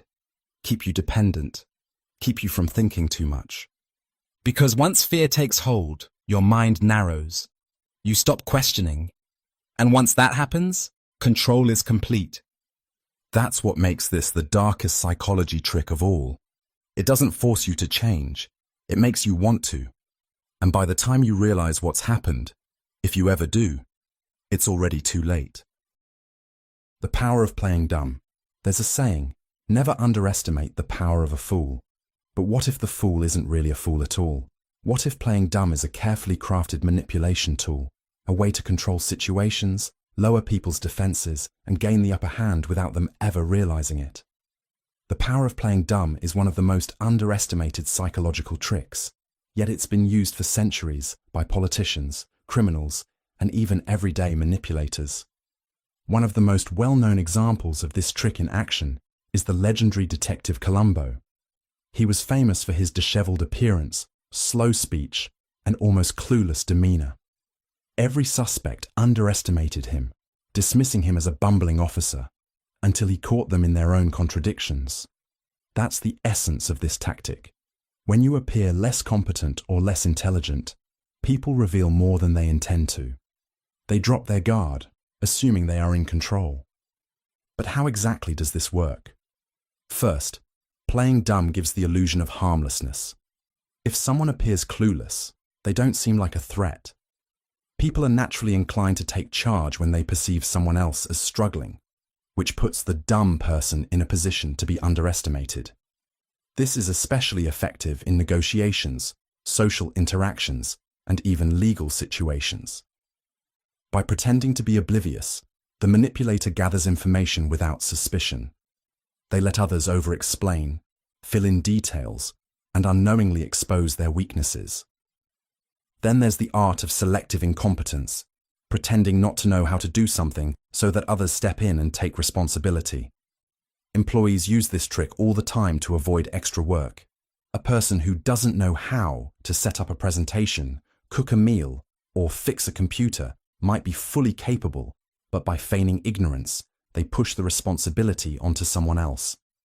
It's a passive form of control, one that forces others to step in, do the work, and ultimately hand over power. This trick also thrives in social manipulation. Have you ever noticed how some people pretend to misunderstand or misinterpret a situation just to avoid accountability? By acting confused or unaware, they dodge blame. When caught in a lie, a manipulator might say, "Oh, I had no idea that's what you meant," or "I must have misunderstood." This forces the other person to second-guess their own stance, making them appear unreasonable for holding the manipulator accountable. But the darkest side of this trick is its ability to exhaust and frustrate its target. Imagine trying to argue with someone who pretends they just don't understand your point, no matter how clearly you explain it. The more you try to clarify, the more they feign confusion. Eventually, you give up, frustrated, exhausted, and sometimes even doubting yourself. This is psychological warfare in its simplest form. It creates a mental loop where the victim becomes increasingly anxious, struggling to make sense of something that isn't actually rooted in confusion, but in deception. In politics, this tactic is often used to deflect responsibility. Leaders may feign ignorance about scandals or mistakes, claiming, "I was never informed," or "I don't recall that happening."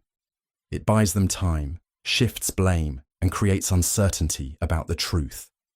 When done skillfully, it allows them to escape scrutiny while their opponents waste energy trying to prove what should have been obvious. At its core, the power of playing dumb is about control. It exploits trust, lowers defenses, and manipulates people into revealing too much or taking on burdens they shouldn't. It's a reminder that not every fool is foolish. Sometimes the person pretending to be lost is the one leading you exactly where they want you to go.